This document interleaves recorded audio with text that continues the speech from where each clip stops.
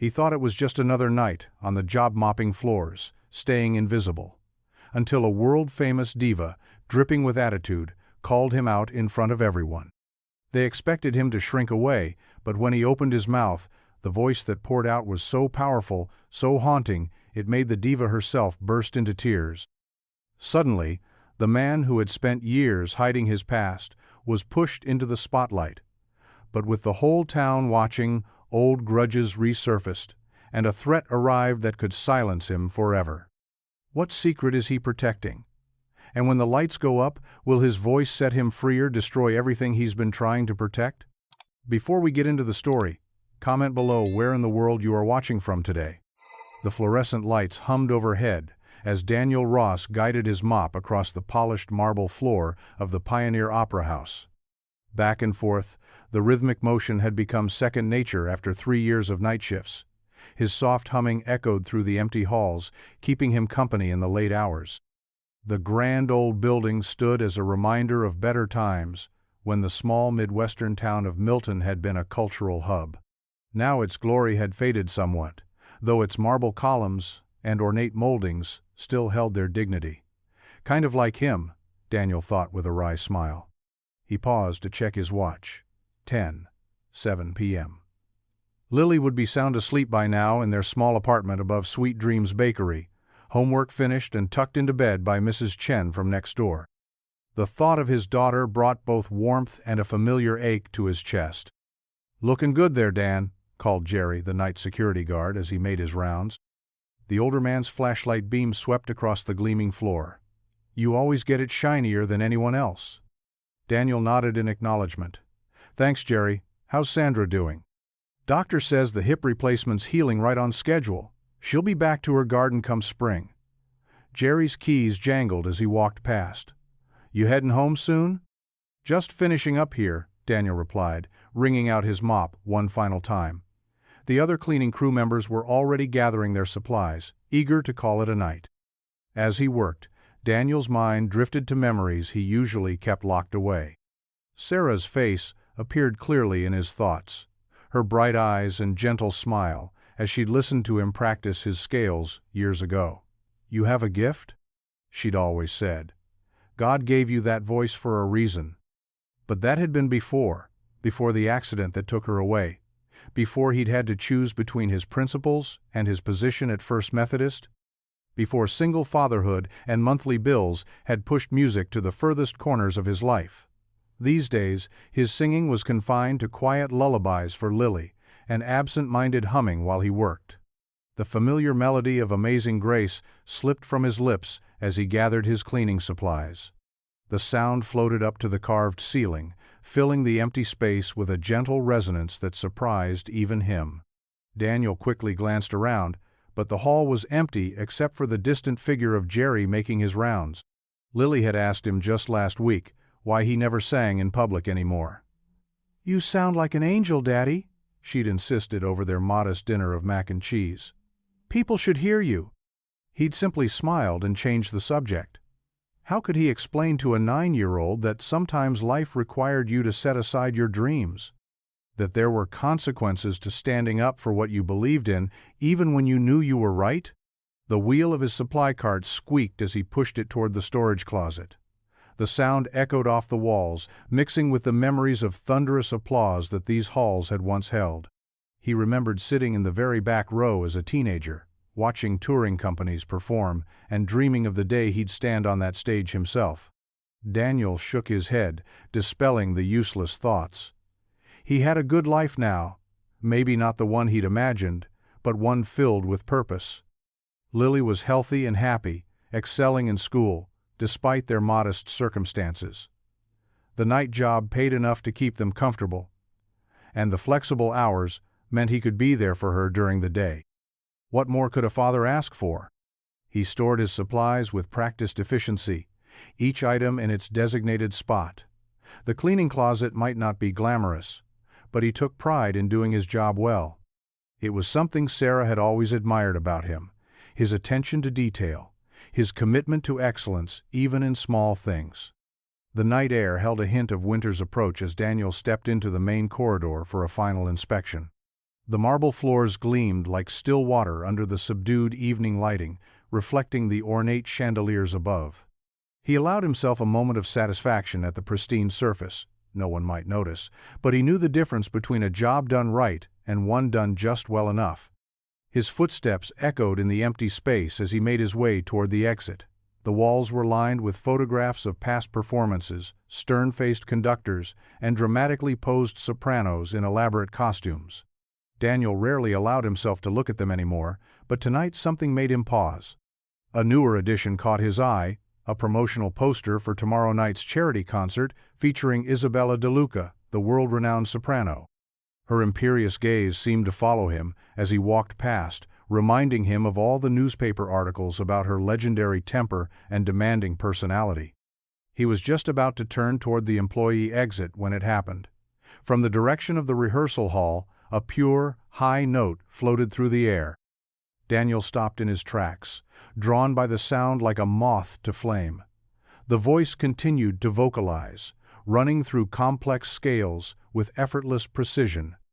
Despite himself, Daniel found his feet carrying him toward the source of the music. He moved quietly, not wanting to disturb whoever was practicing so late. The sound grew stronger as he approached the rehearsal stage, filling the corridor with its crystalline beauty. Daniel crept toward the warm glow, spilling from beneath the heavy stage doors. The familiar smell of wood polish and velvet curtains grew stronger as he approached. He'd cleaned these halls 1,000 times, but tonight felt different with the famous soprano in residence. Through the narrow gap between the doors, he could see Isabella De Luca commanding the stage. Her presence was magnetic, even in casual rehearsal clothes, dark slacks, and a flowing cream blouse. Posters of her face decorated the lobby walls, but they didn't capture the fierce intensity in her eyes as she worked. A young stagehand nearly bumped into Daniel, quickly stepping back with an apologetic smile. "Sorry, Mr. Ross. Coming to hear the Diva?" He whispered the last word, glancing nervously toward the stage. "Just cleaning," Daniel murmured, lifting his mop. He moved carefully past the clusters of crew members who lined the back wall, trying to make himself invisible as he worked. "I heard she made her last accompanist cry."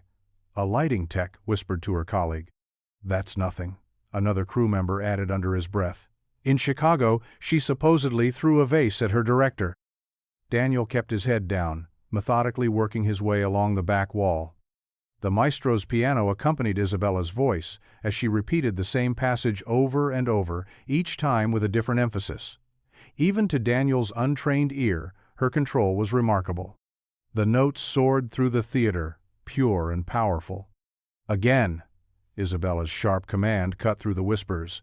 The tempo was wrong. Everything must be perfect for the charity concert. The piano started once more. Daniel paused his mopping, transfixed by the way she shaped each phrase. Without realizing it, he found himself mouthing the words to the familiar aria. "Stop!" Isabella's voice cracked like a whip. The piano fell silent. Daniel's heart jumped as he realized her dark eyes were fixed directly on him. "You, there, Janitor." The crew members scattered, like startled birds, leaving Daniel alone in the spotlight of her attention. He gripped his mop handle tighter, forcing himself to meet her gaze. "Do you always eavesdrop while you work?" She descended the stage steps with casual grace, each click of her heels echoing in the sudden silence. "Or am I a special case?" "I'm sorry, ma'am." Daniel's voice came out steady despite his racing pulse. "I was just doing my job." "Your job?" She raised one perfectly sculpted eyebrow.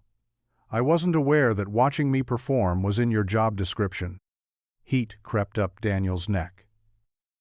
"I didn't mean to disturb your rehearsal." "Oh, but you seem so interested." Isabella circled him slowly, like a cat toying with its prey. The crew watched from the shadows, no one daring to intervene. "I saw you, you know," mouthing the words. "Are you an opera fan, mister?" "Ross," he supplied quietly. "Daniel Ross. And yes, I enjoy opera." A cold smile played at the corners of her mouth. "How delightful! A cultured janitor." Several crew members shifted uncomfortably at her tone. "Well, Since you know the piece so well, perhaps you'd like to share your talent with us." Daniel's stomach clenched. "I should get back to work." "No, no." Isabella's voice dripped with false sweetness. "I insist, maestro." She turned to the pianist. "Would you mind accompanying our friend here? He seems to know Nessun Dorma quite well." The pianist looked uncertainly between them, hands hovering over the keys. Daniel felt the weight of every stare in the room, remembering why he'd sworn never to sing in public again. Isabella's smirk widened as she gestured to the stage. "Go on. Sing something. Entertain us." Daniel's cheeks burned as laughter rippled through the gathered crew members. The mop handle felt cold and slick against his sweating palms. He could have walked away, should have walked away. That's what everyone expected. The janitor ducking his head, scurrying back to his bucket and mop. Isabella De Luca stood center stage, her designer dress catching the harsh rehearsal lights. Her perfectly shaped eyebrows arched higher, waiting for him to retreat. The crew's snickers grew louder in the heavy air. But something stirred in Daniel's chest, a familiar warmth he hadn't felt in years. Maybe it was the way she'd said, "janitor," like it was something shameful. Maybe it was thinking about Lily, asleep at home, who deserved to see her father stand tall just once. He carefully set his mop against the wall. His hands trembled slightly as he stepped forward, but his voice, when it came, was steady. The first pure note floated into the space, soft but clear as crystal. The laughter stopped. Daniel closed his eyes, letting the music fill him like it used to, back when he led the church choir. Each word carried years of untapped emotion, joy, loss, hope. His voice grew stronger, soaring through the opera house's perfect acoustics. The sound wrapped around the ornate columns and swept up to the domed ceiling, touching every corner of the space. A stagehand dropped their clipboard. The clatter echoed, but Daniel didn't flinch. He was lost in the music now, his tenor voice building with the familiar passion of the aria. Every hour spent practicing in his youth, every lesson, every performance, it all lived in this moment. The crew stood frozen. Some had their mouths open in shock. Others pressed hands to their hearts. The lighting technician up in the booth had stopped adjusting his controls, the blue stage lights holding steady. Isabella's smirk had vanished. She gripped the edge of the piano, her knuckles white against the polished black surface. As Daniel's voice swelled into the triumphant crescendo, a single tear tracked down her cheek, smudging her perfect stage makeup. He hit the final note with such pure, raw power that it seemed to hang in the air even after he finished. The silence that followed felt electric. Daniel opened his eyes slowly, his heart pounding. The reality of what he'd just done crashed over him in waves. The stage manager's coffee cup hung forgotten halfway to her mouth. The accompanist at the piano was staring at the keys, blinking rapidly. No one moved. No one spoke. Isabella's face had gone pale beneath her makeup. Without a word, she turned on her heel and walked off stage, her heels clicking sharply against the wooden floor. The heavy stage door swung shut behind her with a decisive thud, leaving everyone staring at the space where she had been. The confusion in the room was palpable. Crew members exchanged bewildered glances. The lighting technician cleared his throat awkwardly. Someone in the wings whispered, "Did that really just happen?" Daniel stood rooted to the spot, his throat tight. The familiar urge to disappear, to fade into the background, crept back in. But the lingering echo of his own voice reminded him of something he'd almost forgotten: the power of standing your ground, even when it scared you. The stage manager's coffee cup finally completed its journey to her mouth. She took a long sip, eyes wide over the rim. The accompanist's fingers hovered over the keys, as if trying to recall what they were supposed to be doing. In the wings, a young stagehand dabbed at her eyes with her sleeve. The sound technician had removed his headphones, still staring at Daniel with an expression of disbelief. Even the usually gruff security guard by the door looked moved, though he quickly tried to hide it by adjusting his badge. The heavy silence stretched on, broken only by the soft hum of the stage lights and the distant sound of a door slamming somewhere in the building. presumably Isabella's continuing exit. The crew seemed caught between wanting to applaud and being unsure if they should, given their supervisor's abrupt departure. Daniel's hands had stopped shaking, but his heart still raced. He could feel the eyes of everyone in the room on him, could sense their unspoken questions. The night had taken such an unexpected turn that it felt almost dreamlike. Just hours ago, he'd been thinking about Lily's parent-teacher conference next week, worrying about the rent, planning tomorrow's cleaning schedule. Now he stood on a professional stage, having just silenced a world-famous soprano with his voice. The stage manager finally set down her coffee cup with a sharp click that made several people jump. She opened her mouth as if to say something, then closed it again, apparently at a loss for words. The tension in the room grew thicker with each passing second. Daniel took a step back, his shoes squeaking slightly on the polished floor. He reached for his mop, movements careful and deliberate. Someone in the crew shifted their weight, floorboards creaking under their feet. The sound seemed to break whatever spell had fallen over the room. The accompanist's hands finally dropped from the keys. She gathered her sheet music with trembling fingers, the papers rustling in the quiet. The lighting technician remembered his controls, and the harsh blue lights softened to a warmer tone. Still, no one spoke. The silence felt too big to break, as if words would somehow make the moment less extraordinary. Daniel's fingers closed around the familiar wooden handle of his mop, the normal weight of it grounding him back in reality. Behind him, through the stage door's small window, he caught a glimpse of Isabella's retreating figure, her shoulders rigid as she strode down the hallway. Her reaction puzzled him. He'd expected anger, mockery, or dismissal. But tears? That was something he hadn't anticipated at all. The door she'd slammed echoed one final time through the building's perfect acoustics, leaving the gathered crowd in continued stunned silence. The rehearsal hall had emptied quickly after Daniel's impromptu performance. Now only the buzz of fluorescent lights and the soft squeak of his cleaning cart's wheels filled the silence. His hands moved mechanically over the surfaces he cleaned, his mind still reeling from what had happened on stage. He'd sung, really sung, for the first time since. The click of heels on marble made him look up. Isabella De Luca approached, her stage makeup still perfect despite the late hour. She'd changed into a cream-colored pantsuit that probably cost more than his monthly rent. Daniel straightened, uncertain whether to expect another barbed comment. She stopped a few feet away, studying him with an intensity that made him want to look away.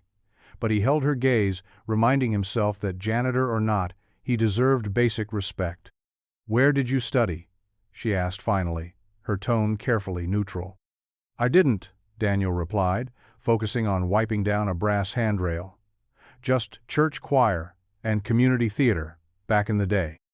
Isabella's perfectly manicured fingers drummed against her crossed arms.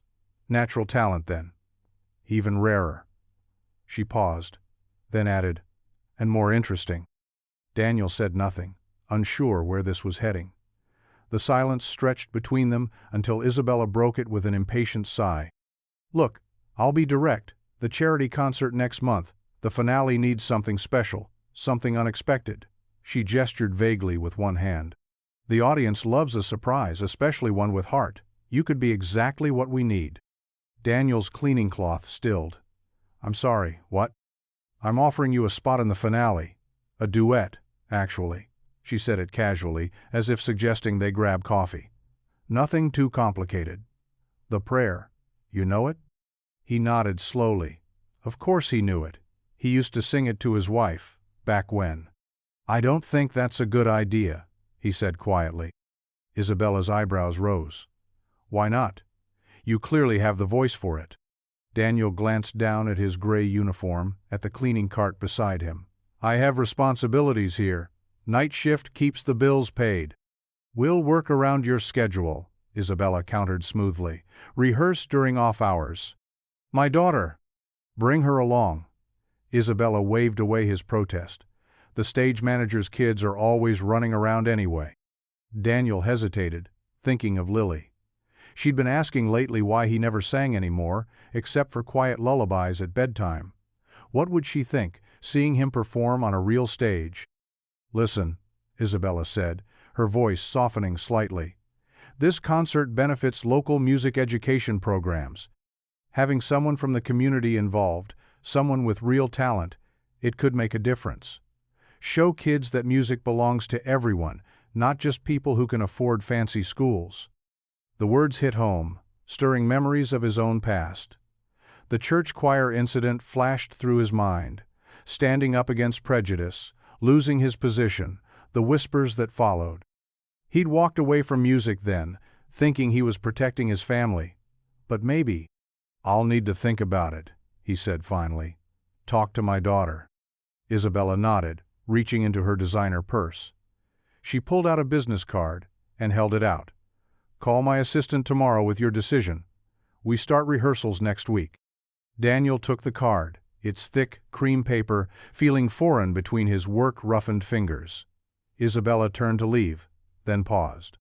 "That high B-flat in Nessun Dorma, it was perfectly placed. Don't waste a gift like that cleaning floors forever." She walked away, heels echoing through the empty hallway. Daniel looked down at the card in his hand, embossed letters catching the light. For the first time in years, he felt a familiar stirring in his chest, the same feeling he used to get before stepping onto a stage. Hope. It was small and fragile, like a candle flame in a strong wind. But it was there. He slipped the card into his pocket and reached for his mop, mind already spinning with possibilities. Maybe it was time to step into the light again. Maybe it was time to show Lily that dreams didn't have to stay buried forever. Maybe it was time to sing again. The streetlights cast long shadows as Daniel walked home through the quiet streets of their small Midwestern town. The first hints of dawn painted the sky in gentle shades of pink and purple. His breath formed small clouds in the chilly morning air as he approached Miller's Bakery, the warm glow from its windows promising comfort and the smell of fresh-baked goods. The bell above the door chimed softly as he entered. Mrs. Miller, already covered in flour, looked up from behind the counter with a kind smile. Her gray hair was tucked neatly under a white cap, and laugh lines crinkled around her eyes. "Morning, Daniel. You're just in time. Cinnamon rolls are still warm." "Morning, Mrs. Miller. 2 of those, please." Daniel breathed in the heavenly scent of butter and spices. "And maybe one of those chocolate croissants Lily loves?" Mrs. Miller wrapped the pastries carefully in white paper. "Late night at the Opera House? I saw all those fancy cars there when I came in to start baking." "You could say that." Daniel handed over a few crumpled bills, trying to hide his smile. He climbed the narrow stairs to their apartment above the bakery, unlocking the door as quietly as possible. But Lily was already awake, sitting cross-legged on their worn couch with her math homework spread around her. "Daddy!" She jumped up, her long brown hair still messy from sleep. "You're later than usual. Got you something special." He held up the paper bag, and her eyes lit up. Their small kitchen was bright with morning sun streaming through the window. Lily arranged their breakfast on chipped plates while Daniel made hot chocolate, their special morning treat. She practically bounced in her chair as they sat down. "So, how was work? Did anything interesting happen?" She took a big bite of her chocolate croissant, leaving a smudge of chocolate on her chin. Daniel couldn't help but smile at her enthusiasm. "Well, actually, something did happen." He told her about cleaning near the stage, about Isabella DeLuca's challenge, and finally about singing. Lily's eyes grew wider with each word. "You sang? Like, really sang? In front of everyone?" She knew her father had a beautiful voice. She'd heard him singing softly while cooking or doing dishes, but he never sang for others anymore. "I did." Daniel sipped his hot chocolate, remembering the moment. "And the famous singer, Miss DeLuca. She asked me to be in the charity concert next week." Lily's fork clattered to her plate. "A real concert? On stage?" She bounced in her seat, practically vibrating with excitement. "Can I come? Please? Please? Please?" "Slow down, sweetheart." Daniel reached over to wipe the chocolate from her chin with a napkin. "I haven't figured everything out yet. It's a very fancy event. But I'll be so good. I'll wear my church dress and everything." She clasped her hands together, giving him the pleading look that usually melted his resolve. "I want to see you sing, Daddy. Really sing, like you used to." Daniel's throat tightened. He hadn't performed in public since that day at the church, when everything fell apart. But looking at Lily's hopeful face, he couldn't say no. "I'll talk to Ms. DeLuca about getting you a ticket." "Yes." Lily jumped up and hugged him tight, nearly knocking over her hot chocolate. "You're going to be amazing. Everyone will see how special you are. Time to get ready for school, sunshine." Daniel patted her back, his voice gentle. "Don't want to be late." Lily grabbed the last bite of her cinnamon roll and dashed off to her room, calling over her shoulder, "I'm going to tell Jenny that my dad's going to be in a real concert." In the sudden quiet of their kitchen, Daniel stared at his half-eaten breakfast.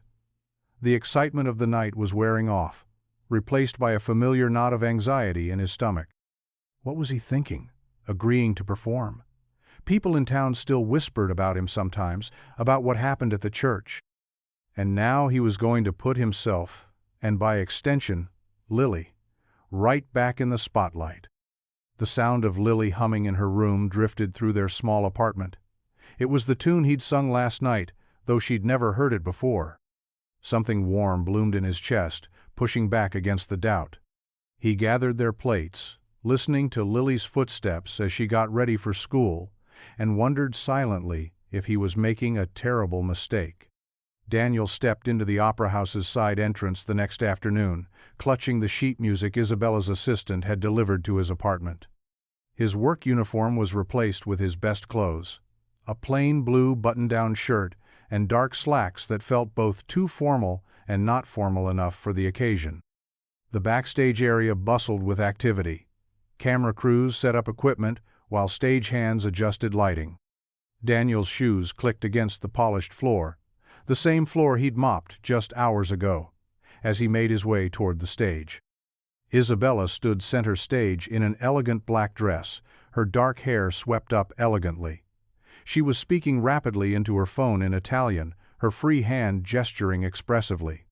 When she spotted Daniel, she held up one finger in a wait gesture. A young woman with a clipboard approached him. "Mr. Ross? I'm Sarah, Miss DeLuca's assistant. We'll need some footage of you arriving for the promotional video. Could you step back outside and come in again?" Daniel nodded, though his stomach tightened at the thought of being filmed. He retraced his steps and waited by the door while the camera crew positioned themselves. "Action!" called the director. Daniel opened the door, trying to look natural as he walked in. The cameras followed his movement. "Cut. Let's try that again. This time, look more humble." They filmed 3 more takes before the director was satisfied. Daniel's cheeks burned with embarrassment. Isabella finally finished her phone call and strode over. "Daniel, wonderful timing. We'll start with scales to warm up, then work on the duet." Her voice coach, a stern-looking man named Marcus, took Daniel through vocal exercises. Despite his nervousness, Daniel's voice remained strong and clear. Isabella watched with barely concealed surprise as he hit each note perfectly. "Not bad for a janitor," she murmured, but there was less bite in her tone than the previous night. The camera crew filmed their rehearsal, capturing close-ups of both singers. During a water break, Daniel overheard voices from behind the curtain. He recognized Isabella's manager, Richard, speaking to someone. "The timing couldn't be better," Richard said in low tones. "After that disaster with the conductor in Milan, Isabella's reputation needs serious damage control. This whole rags to riches story with the janitor is perfect. Shows her softer side, helping the common man achieve his dreams." A woman's voice responded, "The press will eat it up. Did you see the rough footage? He's perfect, humble, hard-working single dad, hidden talent. We can spin this into gold." Daniel's throat went dry. He set down his water bottle, hands shaking slightly. The whole thing was just a publicity stunt. Isabella hadn't offered him this chance out of kindness or recognition of his talent. He was just a prop to repair her public image. "Back to positions," called the director. Daniel walked woodenly back to center stage. Isabella gave him an odd look as he struggled through their next run-through, his voice tight with tension. "Stop, stop," she said, waving off the accompanist. "What happened? You were fine 5 minutes ago." "Nothing," Daniel replied shortly. "Just tired." They tried again, but Daniel's heart wasn't in it. Every time Isabella smiled at him or offered encouragement, he wondered if it was just for the cameras. After the third failed attempt, Isabella called for a break. The camera crew began packing up their equipment while she consulted with her voice coach. Daniel sat alone in one of the audience seats, head in his hands. He should just quit now, before he embarrassed himself further. He was a janitor, not a performer. What had he been thinking? The sound of small footsteps made him look up. Lily stood in the aisle, still wearing her school backpack. Mrs. Miller must have walked her over after picking her up from school, as she sometimes did when Daniel worked late. "Daddy!" Lily ran to him, throwing her arms around his neck. "Are you really going to sing in the big concert?" Daniel hugged her tight, breathing in the familiar scent of chocolate that always seemed to cling to her after spending time at the bakery. "I don't know, sweetheart. It's complicated." Lily pulled back, her face serious. "Is it because you're scared? You told me being brave means doing things even when they're scary." Daniel smiled despite himself. Trust his daughter to throw his own words back at him. "It's not exactly that," he said. "Sometimes grown-ups have different reasons for doing things than what they say. Sometimes they're not very nice reasons. Like when Tommy at school said he wanted to be my partner for the science project, but really he just wanted to copy my work? Something like that." Lily considered this. "But you still helped him learn about planets, and now he's really interested in space. Sometimes good things happen even when people start with not-so-good reasons." Daniel stared at his daughter, wondering when she'd gotten so wise. She was right. Did it matter why Isabella had offered him this chance? The opportunity was real, regardless of her motives. He thought about how Lily's face had lit up when he'd told her about singing on stage. He thought about all the dreams he'd set aside, all the times he'd chosen the safe path instead of taking a risk. Maybe it was time to be brave, not just for Lily's sake, but for his own. Isabella's voice rang out from the stage. "Daniel, are you ready to try again?" He squeezed Lily's hand and stood up. "Yes," he called back, his voice firm. "I'm ready." Daniel sat alone at a corner table in May's diner, stirring his coffee while reviewing the sheet music from rehearsal. The lunch crowd had thinned out, leaving only the quiet clink of silverware and hushed conversations. He'd chosen this spot deliberately, far from the opera house, where he could think clearly about everything that had happened. "Mr. Ross?" A woman's voice interrupted his thoughts. "I'm Sarah Chen, from the Herald Tribune." Daniel looked up to find a young reporter holding a small notebook. Her press badge caught the fluorescent light overhead. His stomach tightened. He hadn't spoken to reporters in years. "I was hoping we could talk about your upcoming performance with Isabella DeLuca," Sarah said, sliding into the booth across from him without waiting for an invitation. "And perhaps about your previous musical experience?" Daniel carefully closed his sheet music. "There's not much to tell," he said softly. "I'm just helping with the charity concert." Sarah's pen hovered over her notebook. "What about your time as choir director at First Methodist? That ended rather abruptly, didn't it?" The coffee in Daniel's cup suddenly looked very interesting. He watched the dark liquid ripple as his hand trembled slightly. The memory he'd tried so hard to push away came rushing back. 5 years earlier. The Sunday morning sunshine streamed through First Methodist stained glass windows, painting rainbow patterns across the choir loft. Daniel stood before his singers, 20 voices strong, as they warmed up for the morning service. "Beautiful blend, everyone," he encouraged, gesturing to maintain their volume. "Mary, that's perfect. Keep supporting that high note." Mary Thompson smiled back at him. She was their newest member, a talented soprano who'd moved to town 3 months ago. She was also the only black member of the choir. Elder Richardson appeared at Daniel's elbow, his face tight with barely contained displeasure. "A word, Mr. Ross?" In the church office, Richardson didn't waste time. "There have been complaints about the choir's new direction. "I'm not sure I understand," Daniel said, though his heart was already sinking.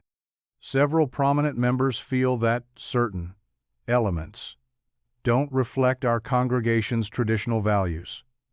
Richardson's words dripped with implication. Perhaps Ms. Thompson would be more comfortable at one of the churches on the east side of town. Daniel stared at the elder, disbelief turning to anger. "Mary is a gifted singer and a woman of faith. She belongs here as much as anyone." "This isn't about her abilities," Richardson said stiffly. "It's about maintaining harmony in our church family." "Harmony?" Daniel's voice rose slightly. "There's nothing harmonious about discrimination, Elder.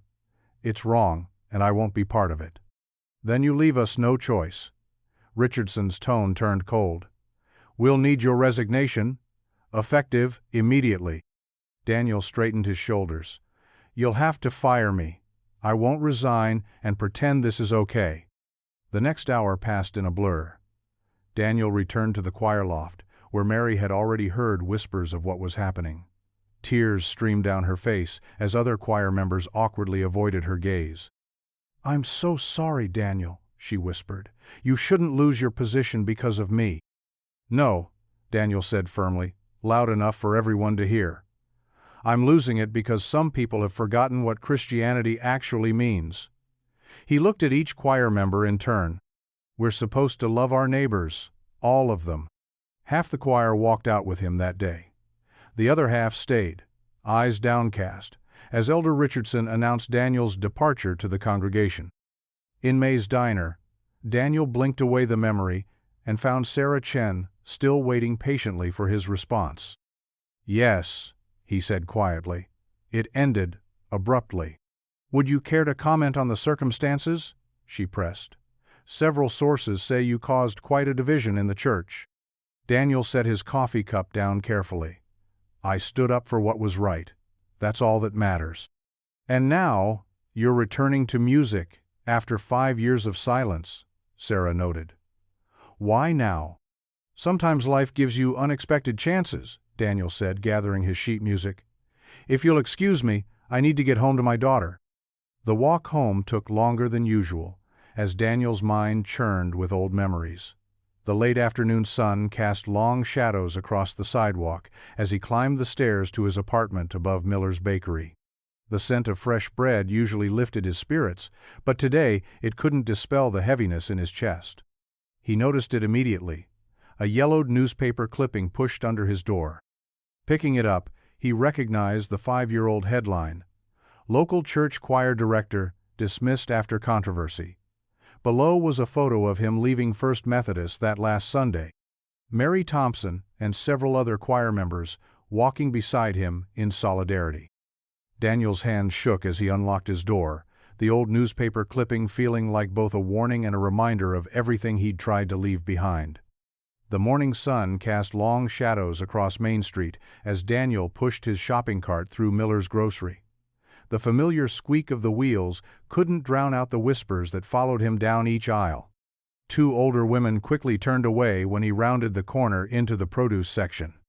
Their hushed voices carried just enough for him to catch fragments, "That church incident," and "causing trouble again."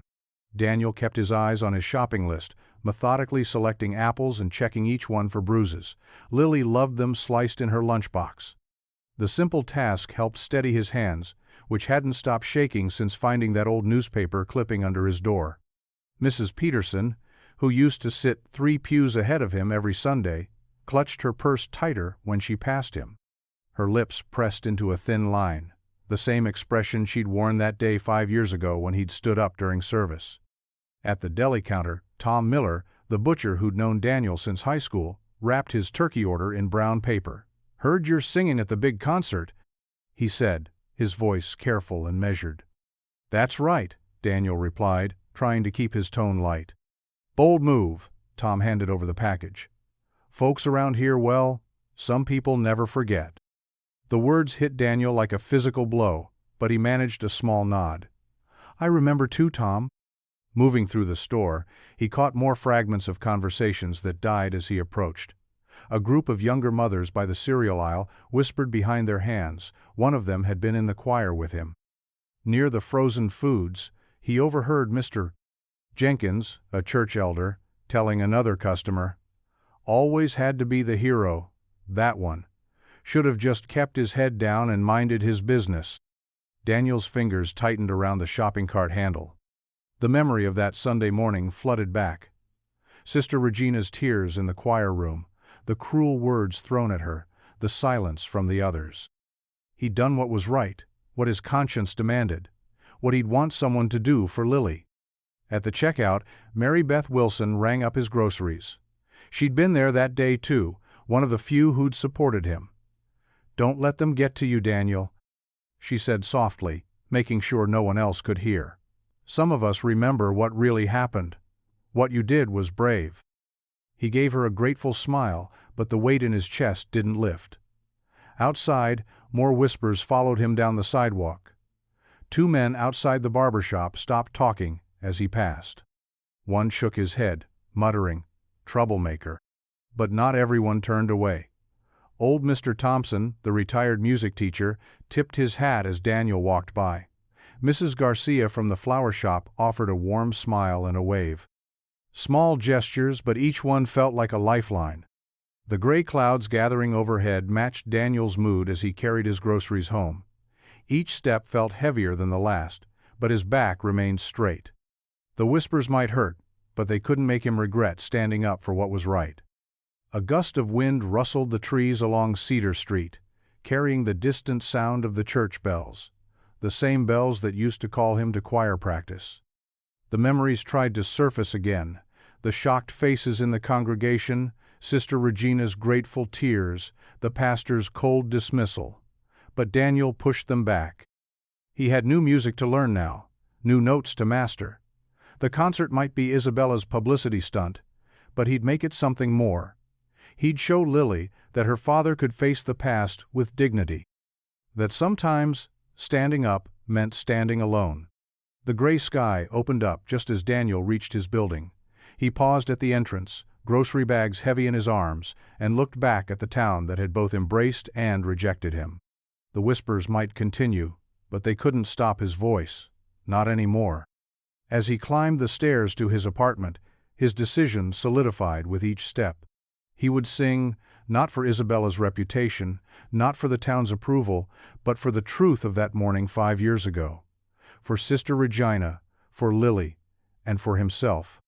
The grand piano's notes echoed through the empty opera house as Daniel stood center stage, his shoulders tense under the harsh spotlight. Isabella DeLuca paced in front of him, her heels clicking sharply against the wooden floor. "No, no, no," she threw her hands up. "Your posture is all wrong. Stand straight, shoulders back." She pressed her palm between his shoulder blades, forcing him to adjust. "You're not mopping floors now, Mr. Ross. You're performing opera." Daniel shifted uncomfortably, aware of how his work uniform looked next to her designer outfit. He'd come straight from his night shift, too tired to go home and change first. "Again," Isabella commanded, returning to the piano. "From the beginning." Daniel took a deep breath, trying to remember all her instructions. Diaphragm engaged, chin level, shoulders relaxed but back. The opening notes of Nessun Dorma filled the space. Daniel's voice joined in, rich and clear, but Isabella stopped playing after just 4 bars. "Your breathing is wrong." She stood and demonstrated, placing one hand on her stomach. "From here, not your chest. Watch." She sang a phrase, her breath control perfect. "Now you." Daniel mimicked her technique, and this time his voice resonated more powerfully. A small smile flickered across Isabella's face before she caught herself. "Better," she said curtly. Again. They worked through the morning, Isabella stopping him every few measures to correct something new. His Italian pronunciation, his hand position, the way he shifted his weight. Each time Daniel patiently adjusted, determined to get it right. During a water break, the stage door creaked open. Lily's bright face peeked in, her backpack still on from school. "Dad!" She bounded onto the stage, wrapping her arms around his waist. "I brought you lunch." Daniel hugged her back, noticing Isabella's expression soften at the sight of them. "Thanks, sweetie, but shouldn't you be at Mrs. Martinez's?" "She said I could come watch for a little bit." Lily turned to Isabella, her eyes wide with admiration. "You're even prettier than your posters." Isabella's usual sharp demeanor cracked slightly. "Grazie, piccola." She knelt to Lily's level. "And what's your name?" "Lily Ross. I'm 9. She pulled something from her backpack. "I brought cannoli from the bakery downstairs. Dad says they're not as good as real Italian ones, but they're still really yummy." Isabella's eyes lit up. "Cannoli? Perhaps we should take a proper break." She gestured to the chairs in the front row. "Come, let's see how these American versions compare." The three of them sat together, sharing the pastries. Isabella told stories about the bakeries in her grandmother's Sicilian village, making Lily laugh with tales of stealing sweets as a child. "My nonna would chase me around the kitchen with a wooden spoon," Isabella said, demonstrating with her half-eaten cannoli. "But she always made sure I had extra treats in my pockets before I left." Daniel watched in amazement as the famous Diva chatted with his daughter, all traces of her stern demeanor gone. Lily had that effect on people; she could find the warmth in anyone. "Do you think my dad will be famous after the concert?" Lily asked, licking ricotta filling from her fingers. Isabella glanced at Daniel, something unreadable in her expression. "Fame isn't everything, piccola, but your father has a gift that deserves to be heard." The moment was interrupted by Isabella's manager bursting through the door. "There you are. We need to discuss tomorrow's rehearsal schedule." Isabella stood, straightening her silk blouse. "Mr. Ross, take 30 minutes. Then we'll work on the finale." She turned to Lily. "Thank you for the cannoli, piccola. Perhaps you can bring more tomorrow?" After Lily left for Mrs. Martinez's apartment, they spent another 3 hours rehearsing. Daniel's voice was growing tired, but Isabella pushed him harder. "The press will be here tomorrow," she said as they finished. "Local newspapers? Maybe some regional outlets?" She fixed him with a serious look. "They'll want the story of the singing janitor. Are you ready for that?" Daniel felt his stomach tighten. The spotlight was one thing, but reporters? They would dig into his past, ask about the church incident. Still, he nodded. For Lily, he would face whatever came. "Good," Isabella said, gathering her sheet music. "Wear something nice, not the uniform." She paused at the stage door. "And bring more cannoli." "Your daughter was right. They're not bad for American ones." The afternoon sun streamed through the opera house's high windows, casting long shadows across the empty seats. Lily sat cross-legged in the back row, her small hands clutching her father's old smartphone birthday gift he'd given her for emergencies. She pressed the record button as Isabella worked with Daniel on their duet. "Again, from the beginning," Isabella commanded, adjusting her silk scarf. "And this time, feel the emotion behind the words." Daniel nodded, his work uniform slightly wrinkled from the long rehearsal. When he began to sing, his voice filled the space with a warmth that made Lily's heart swell with pride. She zoomed in carefully on her father's face, capturing the moment his expression changed from uncertainty to complete immersion in the music. Isabella joined in, their voices weaving together in perfect harmony. Lily noticed how her father seemed to forget his troubles when he sang. His shoulders relaxed, his face softened, and he looked younger somehow. During a water break, Lily hunched over the phone, her fingers moving quickly across the screen. She'd been following a veteran support group on Facebook ever since her school project about helping communities. The group always shared uplifting stories and videos to help veterans dealing with tough times. "Just a little trim," she whispered to herself, editing the video to show the best parts of her father's performance. She typed out a simple message: "This is my dad. He's a janitor at our opera house, but he has the most beautiful voice. He's singing in a charity concert soon. I hope his voice brings you joy, like it brings me." Her thumb hovered over the post button for a moment before she pressed it, her heart racing with excitement and a touch of nervousness. She knew her father might not approve, but something told her this was the right thing to do. Back on stage, Isabella was drilling Daniel on his Italian pronunciation, Vincero, she enunciated carefully. Feel the triumph in that word. It means, I will win. Vincero, Daniel repeated, his pronunciation improving with each attempt. Lily's phone buzzed quietly in her lap. She looked down to see the first comment appearing under her post. Your father's voice reminded me of the concerts we used to have overseas, brought tears to my eyes. Thank you for sharing this gift with us. More comments began to appear. Haven't felt this moved by music in years. God bless him. This is what real talent looks like, humble and pure. Please tell your father his voice gave me hope today. Lily beamed, watching the number of shares slowly tick up. Veterans began tagging their friends, sharing stories of how music had helped them through difficult times. One comment particularly caught her eye. I served in the Army for 20 years. Your father's voice reminds me of the chapel concerts that kept our spirits up. This is a true gift. On stage, Daniel continued working with Isabella, completely unaware of how his voice was touching lives beyond the opera house walls. Isabella had softened her approach somewhat, her initial harshness giving way to genuine instruction. You have something rare, Isabella told him during another break. A voice that makes people feel. Don't waste it worrying about what others think. Daniel wiped his brow with a handkerchief. It's been so long since I've done this properly. Sometimes I wonder if I'm fooling myself. Trust me, Isabella said, surprising him with her sincerity. You're not. Lily quickly closed the Facebook app as her father gathered his things, tucking the phone into her backpack. The post had reached over 300 likes now, with comments still pouring in, but she wanted to keep it her secret for a while longer. She knew her father sometimes struggled with attention, and she wanted him to find his confidence naturally. Ready to go home, sweetie? Daniel called out, collecting his jacket. Coming, Dad. Lily bounded down the aisle, giving Isabella a quick wave goodbye. How was practice today? Daniel smiled, some of the usual worry lines around his eyes, less pronounced. Better, I think. Still lots to work on, but... He paused, considering his words. Maybe this wasn't such a crazy idea after all.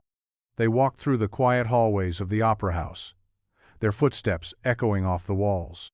The evening cleaning crew was arriving for their shift, and several nodded respectfully to Daniela, subtle but noticeable change from the previous week.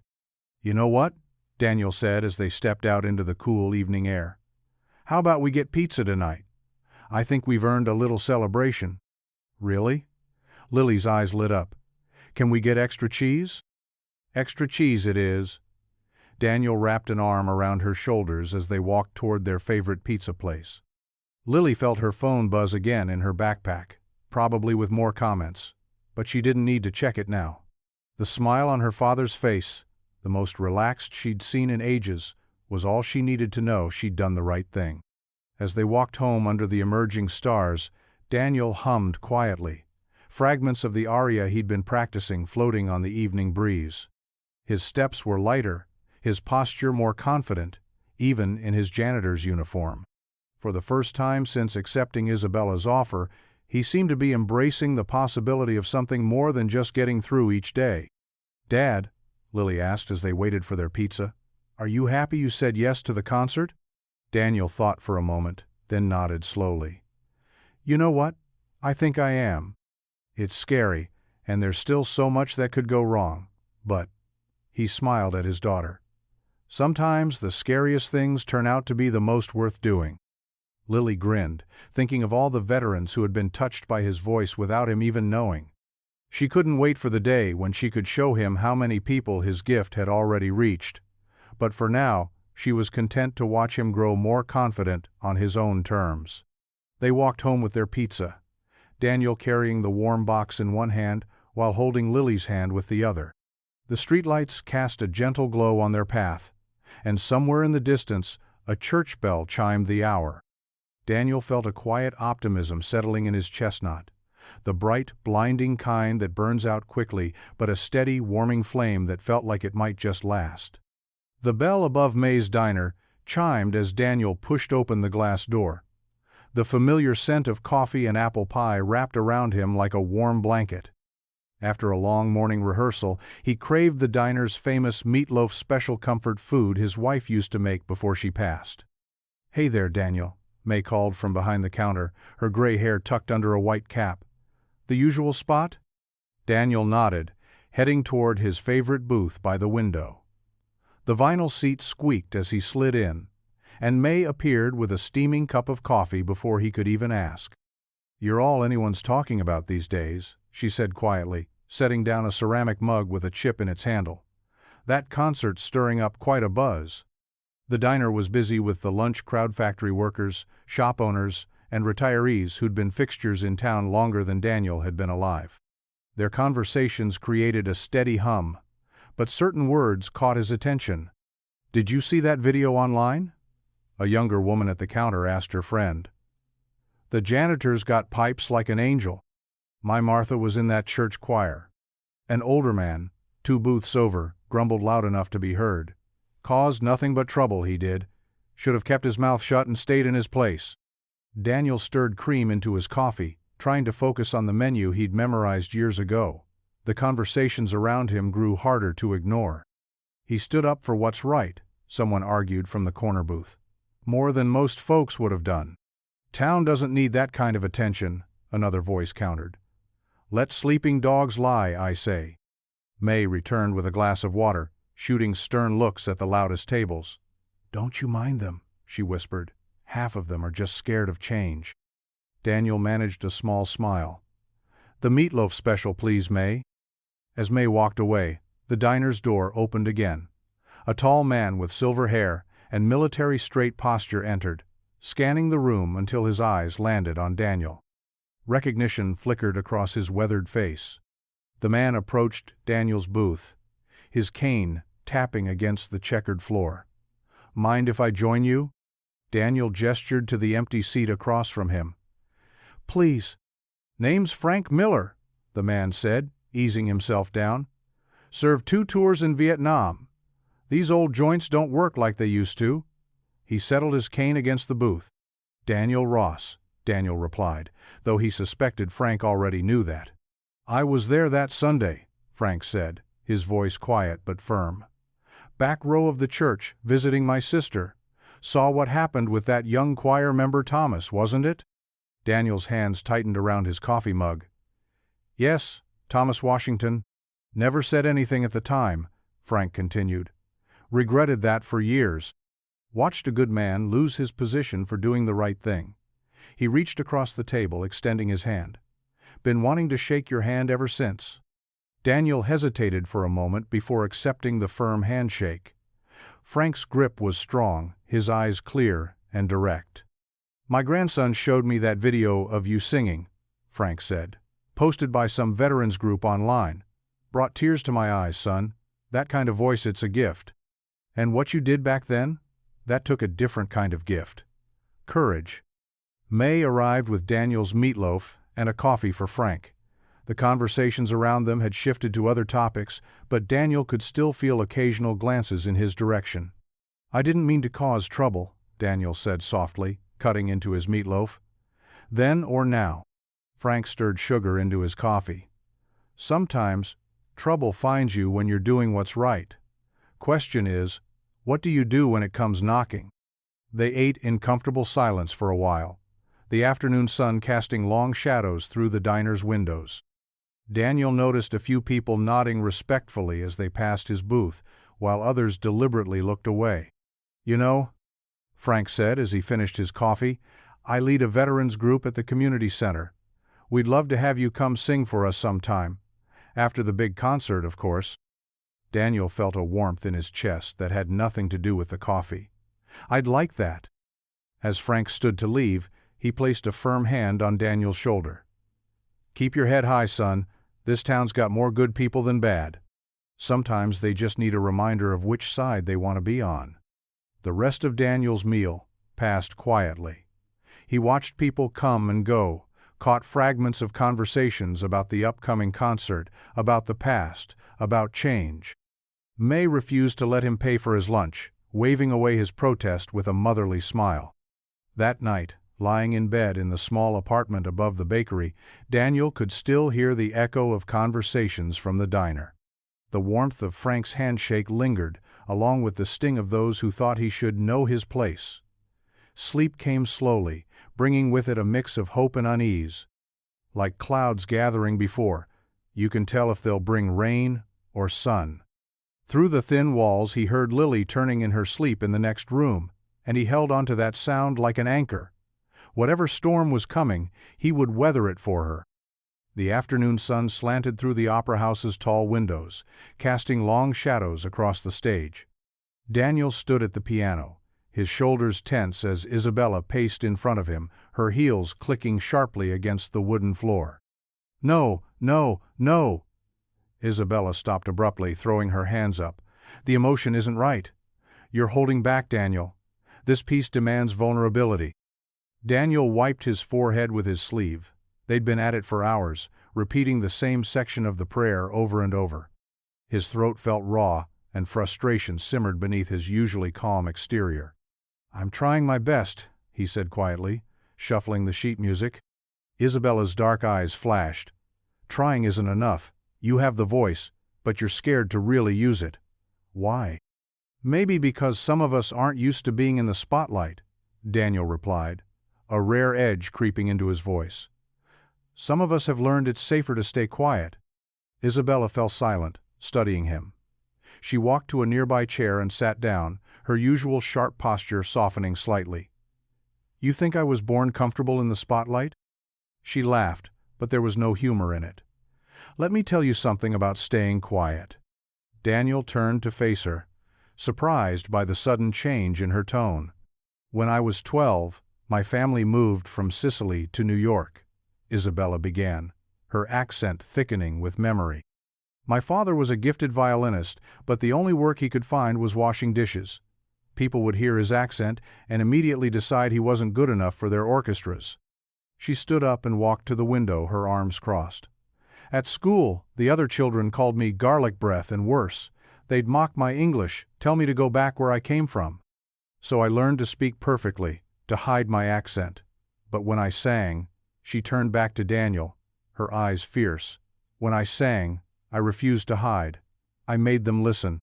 Daniel watched her, seeing past the diva facade for the first time. "How did you handle the judgment?" "I got angry," Isabella admitted, walking back toward the piano. "I decided if they were going to judge me anyway, I might as well give them something to judge. The temperamental Italian soprano, it became my armor." She touched the piano keys lightly. "But it's exhausting wearing armor all the time." Daniel nodded slowly, understanding flooding through him. "Like always watching what you say, how you act, because one wrong move could cost you everything." "Exactly." Isabella met his eyes. "When I heard you sing that first night, I recognized that tension in your voice. The fear of standing out." She straightened up, her professional demeanor returning. "But fear has no place in music. Music is truth." She gestured to the piano. "Let's try again. But this time, don't think about the people who tried to silence you. Think about why you're singing." Daniel closed his eyes for a moment, thinking of Lily's face when she watched him rehearse, of the black choir member he'd defended years ago, of his wife who'd always believed in his voice. When he began to sing, something had changed. Isabella joined in, their voices weaving together in perfect harmony. Her soprano soared, while his tenor provided a strong foundation, neither overshadowing the other. They moved through the piece as if they'd been singing together for years, understanding flowing between them in a way words never could. When the last note faded, Isabella smiled. Not her usual calculated smile, but something genuine and warm. "That's what I've been waiting for." They worked through the afternoon, the tension from earlier completely gone. Isabella was still demanding, but her criticisms now came with explanations and encouragement. She shared techniques her old Italian voice teacher had taught her, helping Daniel understand how to support his voice through the most challenging passages. As the sun began to set, fat raindrops started pattering against the windows. Daniel gathered his things, feeling oddly lighter despite the hours of intensive practice. "Same time tomorrow?" Isabella asked, organizing her sheet music. Daniel nodded. "Thank you," he said simply, meaning more than just the lesson. Isabella understood. "We all have our battles, Daniel.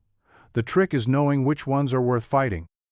The rain had picked up as Daniel walked home, but he barely noticed the water soaking through his jacket.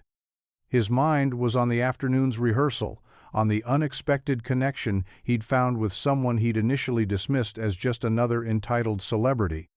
He thought about Isabella's story, about the way she'd turned other people's prejudice into fuel for her success.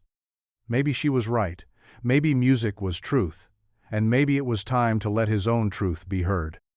The streetlights reflected off the wet pavement, creating pools of golden light in the gathering dusk. Daniel walked through them, humming softly, his footsteps keeping time with the rhythm of the rain. The Grand Theater sparkled under the bright stage lights. Every velvet seat stood empty, waiting for tomorrow's packed house. Daniel stood center stage in his new charcoal suit, his heart beating steady and sure. The orchestra swelled behind him, and he closed his eyes, letting the music fill his chest. His voice soared through the final notes of Nessun Dorma, clear and pure as morning light. As the last note faded, he opened his eyes to see Isabella De Luca watching him from the wings. For once, her usual sharp expression had softened into something genuine. She walked onto the stage, her heels clicking against the wooden floor. "Daniel," she said, stopping in front of him. "That was." She paused, searching for words. "Perfect." Daniel blinked, surprised by the simple praise. No corrections about his breathing, no complaints about his posture, just that one word, perfect. "Really?" he asked, tugging at his collar. Isabella nodded, a real smile spreading across her face. "You've come so far in such a short time. I admit, when I first heard you singing while mopping the floors, I thought you were just another amateur with delusions of grandeur." She clasped her hands together. "I was wrong." The orchestra members were packing up their instruments, but several of them nodded in agreement. The first violin player, an elderly woman named Mrs. Play, that EBSEE, Chen called out, "You'll bring the house down tomorrow, Daniel." A warm feeling spread through his chest. These professional musicians, who had played with some of the best singers in the world, believed in him. It felt like a dream. "Daddy!" A familiar voice echoed through the theater. Lily came bounding down the center aisle, her backpack bouncing against her shoulders. Her school uniform was slightly rumpled, and her dark hair had mostly escaped its braids, but her face glowed with excitement. "Hey, sweetie," Daniel said, walking to the edge of the stage. "How was school?" "Good. I made something for you." She scrambled up the side stairs and ran across the stage, nearly colliding with Isabella in her enthusiasm. "Careful there, Piccola," Isabella said with unexpected gentleness, steadying Lily with a hand on her shoulder. "Sorry, Miss De Luca." Lily dug through her backpack, pulling out something wrapped in tissue paper. "Here, Daddy, it's for good luck tomorrow." Daniel carefully unwrapped the paper. Inside was a braided bracelet made of blue and gold threads, with small wooden beads worked into the pattern. A tiny silver music note charm dangled from one end. "I made it in art class," Lily explained, bouncing on her toes. "The blue is for your voice because it reminds me of the sky, and the gold is for being brave. And look." She pointed to the inside of the bracelet, where she had carefully written in permanent marker, "Daddy's Spotlight." Daniel's throat tightened. He slipped the bracelet over his wrist, where it fit perfectly. "It's beautiful, Lily. Thank you." "The charm was my idea," Isabella chimed in, surprising them both. "Lily mentioned she was making you something, so I contributed a small piece." She shrugged at Daniel's questioning look. "Consider it a thank you for reminding me why I fell in love with music in the first place." The stage manager called out from the tech booth, "All right, folks, one final run-through of the finale, then we'll call it a day." Isabella straightened her shoulders, professional mode returning.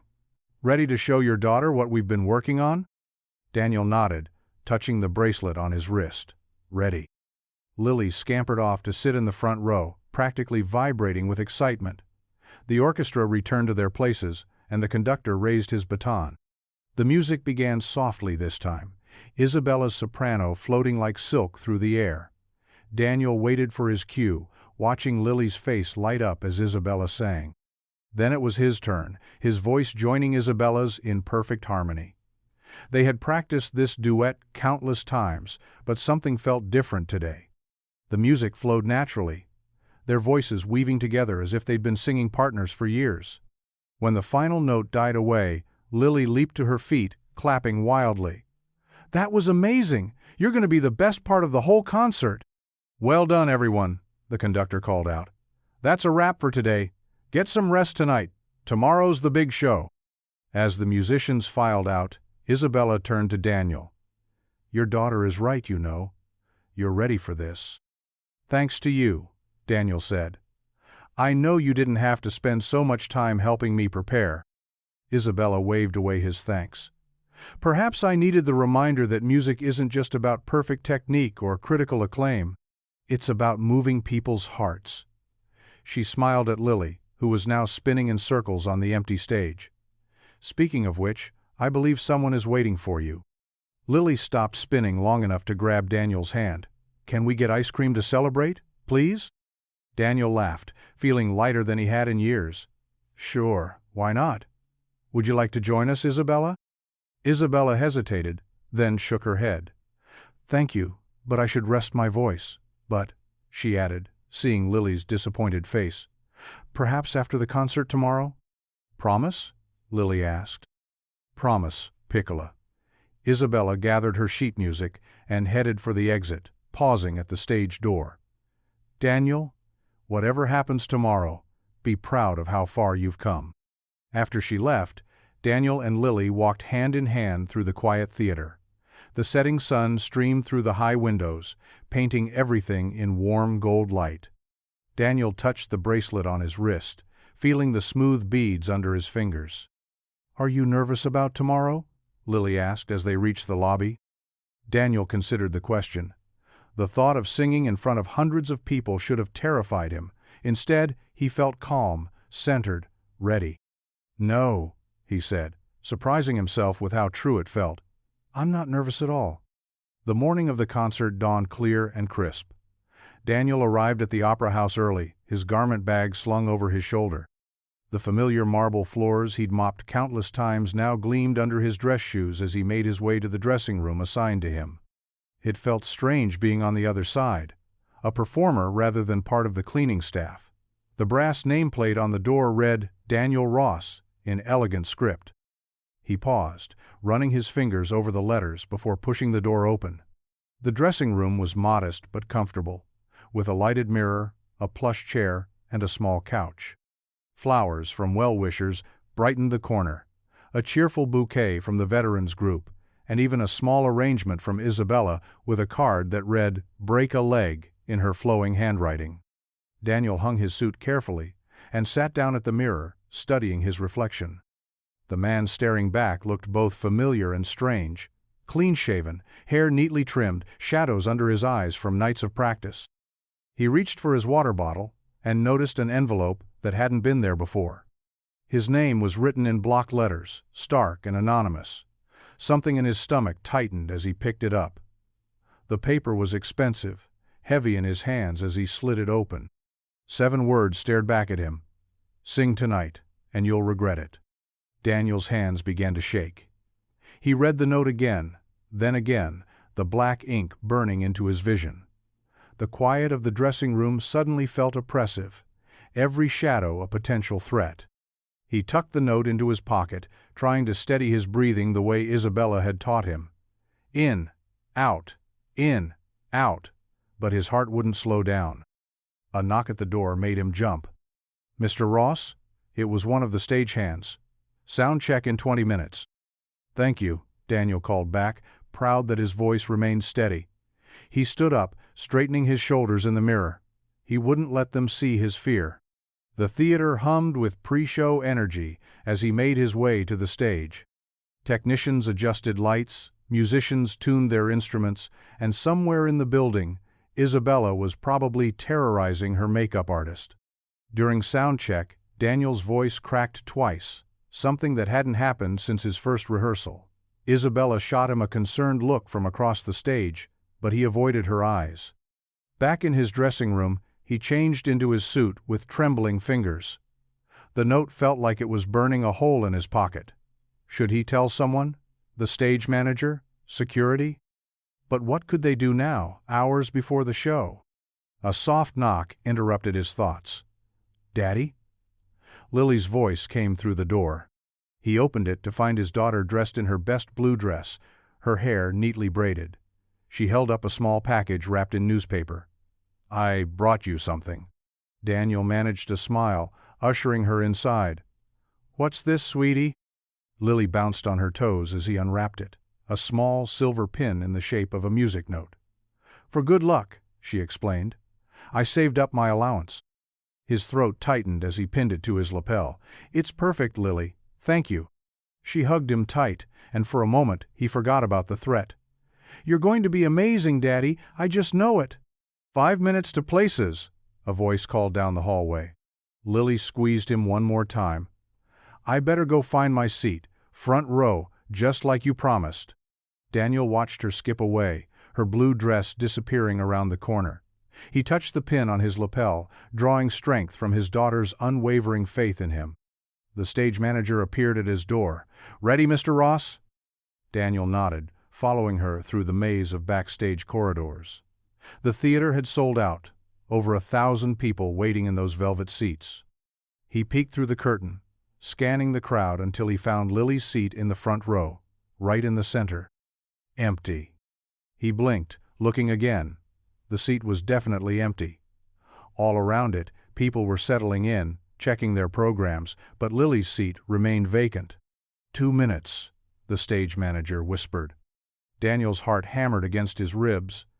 He scanned the crowd again, more frantically this time.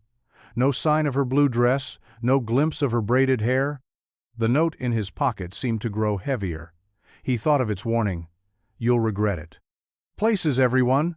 The stage manager's voice seemed to come from very far away. Daniel stared at the empty seat, his world tilting sideways. Where was his daughter? Isabella appeared beside him in a shimmer of silver sequins.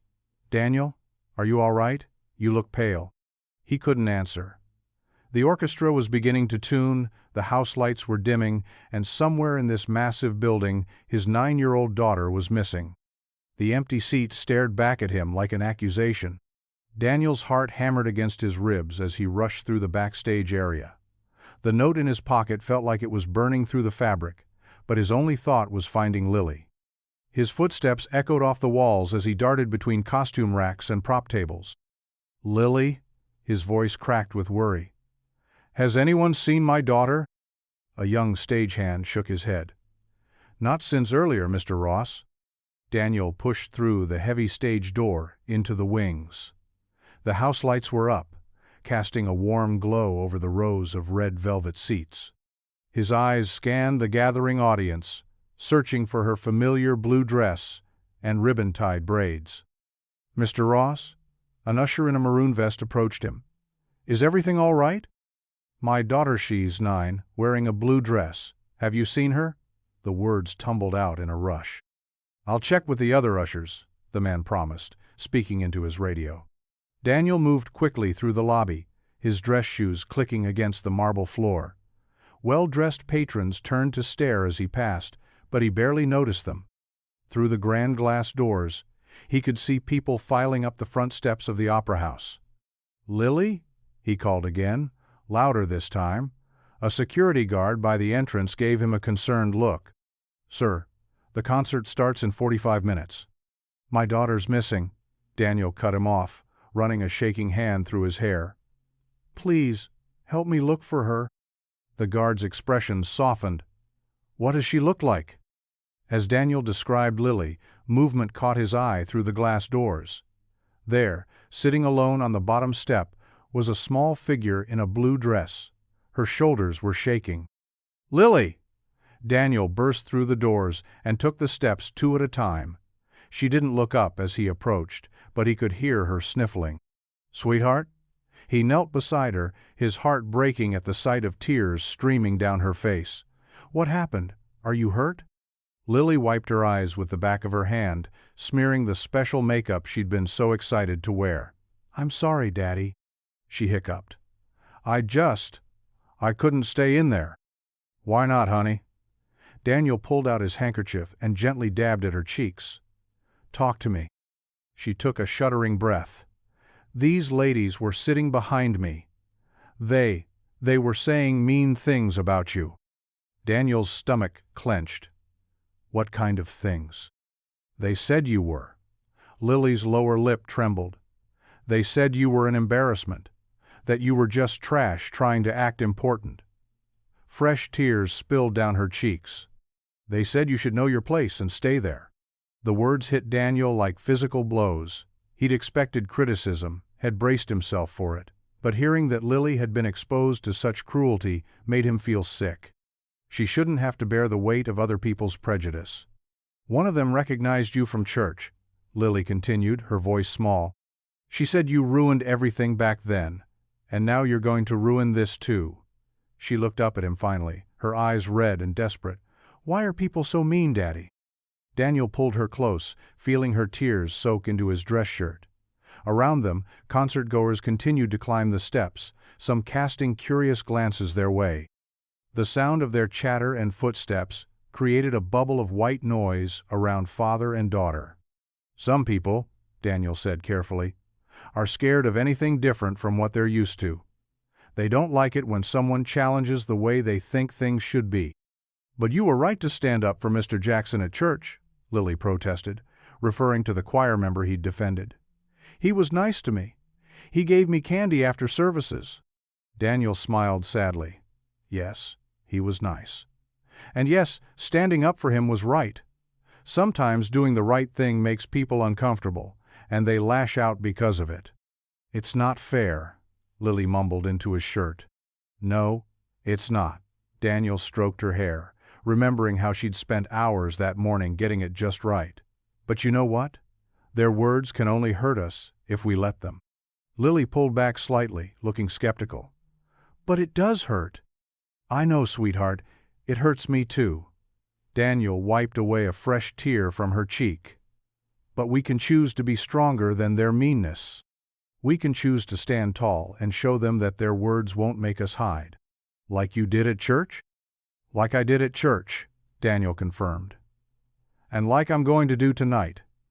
Because there's something more important than what those people think." "What's that?" Daniel cupped her face in his hands, looking into eyes so much like her mother's. "You, Lily. You're more important. Everything I do working hard, standing up for what's right, singing tonight, it's all to show you that you should never let anyone make you feel small." Lily's breath hitched. "But what if they're mean to you during the show?" "Then I'll sing even better just to show them they can't stop me." He managed to smile. "But I'll need my biggest supporter in there. Think you can be brave with me?" She nodded slowly, then threw her arms around his neck. "I love you, Daddy." Daniel held her tight, breathing in the familiar scent of her strawberry shampoo. His voice was thick with emotion as he whispered, "I love you more than anything in this world, Lily. More than anything."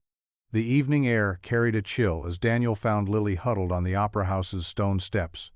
Her small shoulders shook with quiet sobs, and her blue dress, the one they'd picked out specially for tonight, was wrinkled where she'd bunched it in her fists.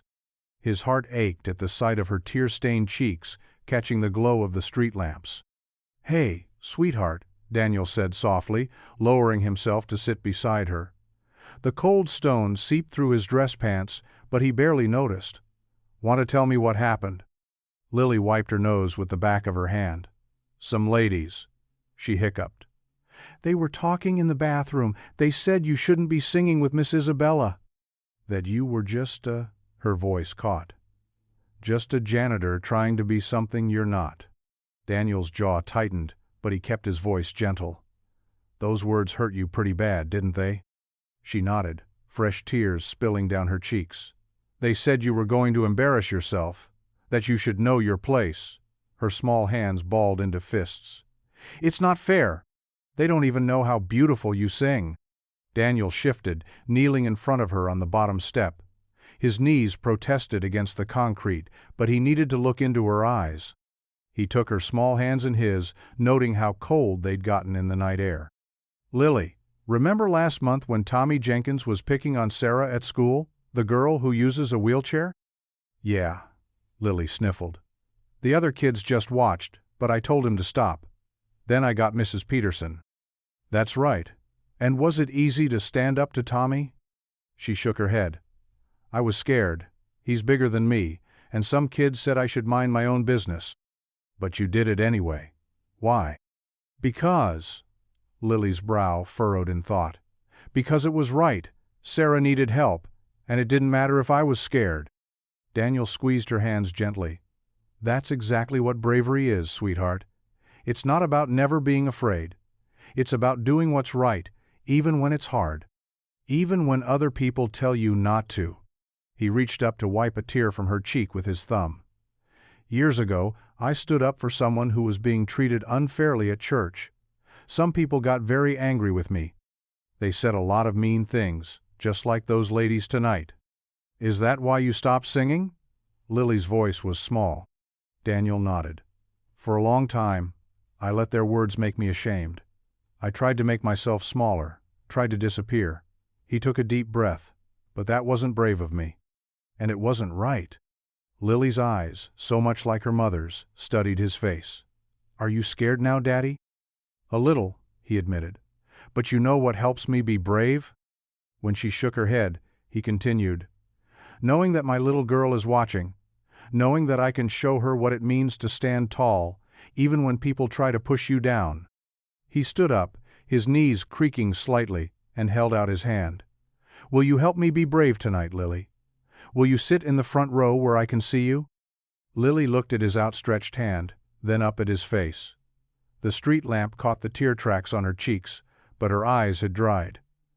"You really want me to watch?" "More than anything.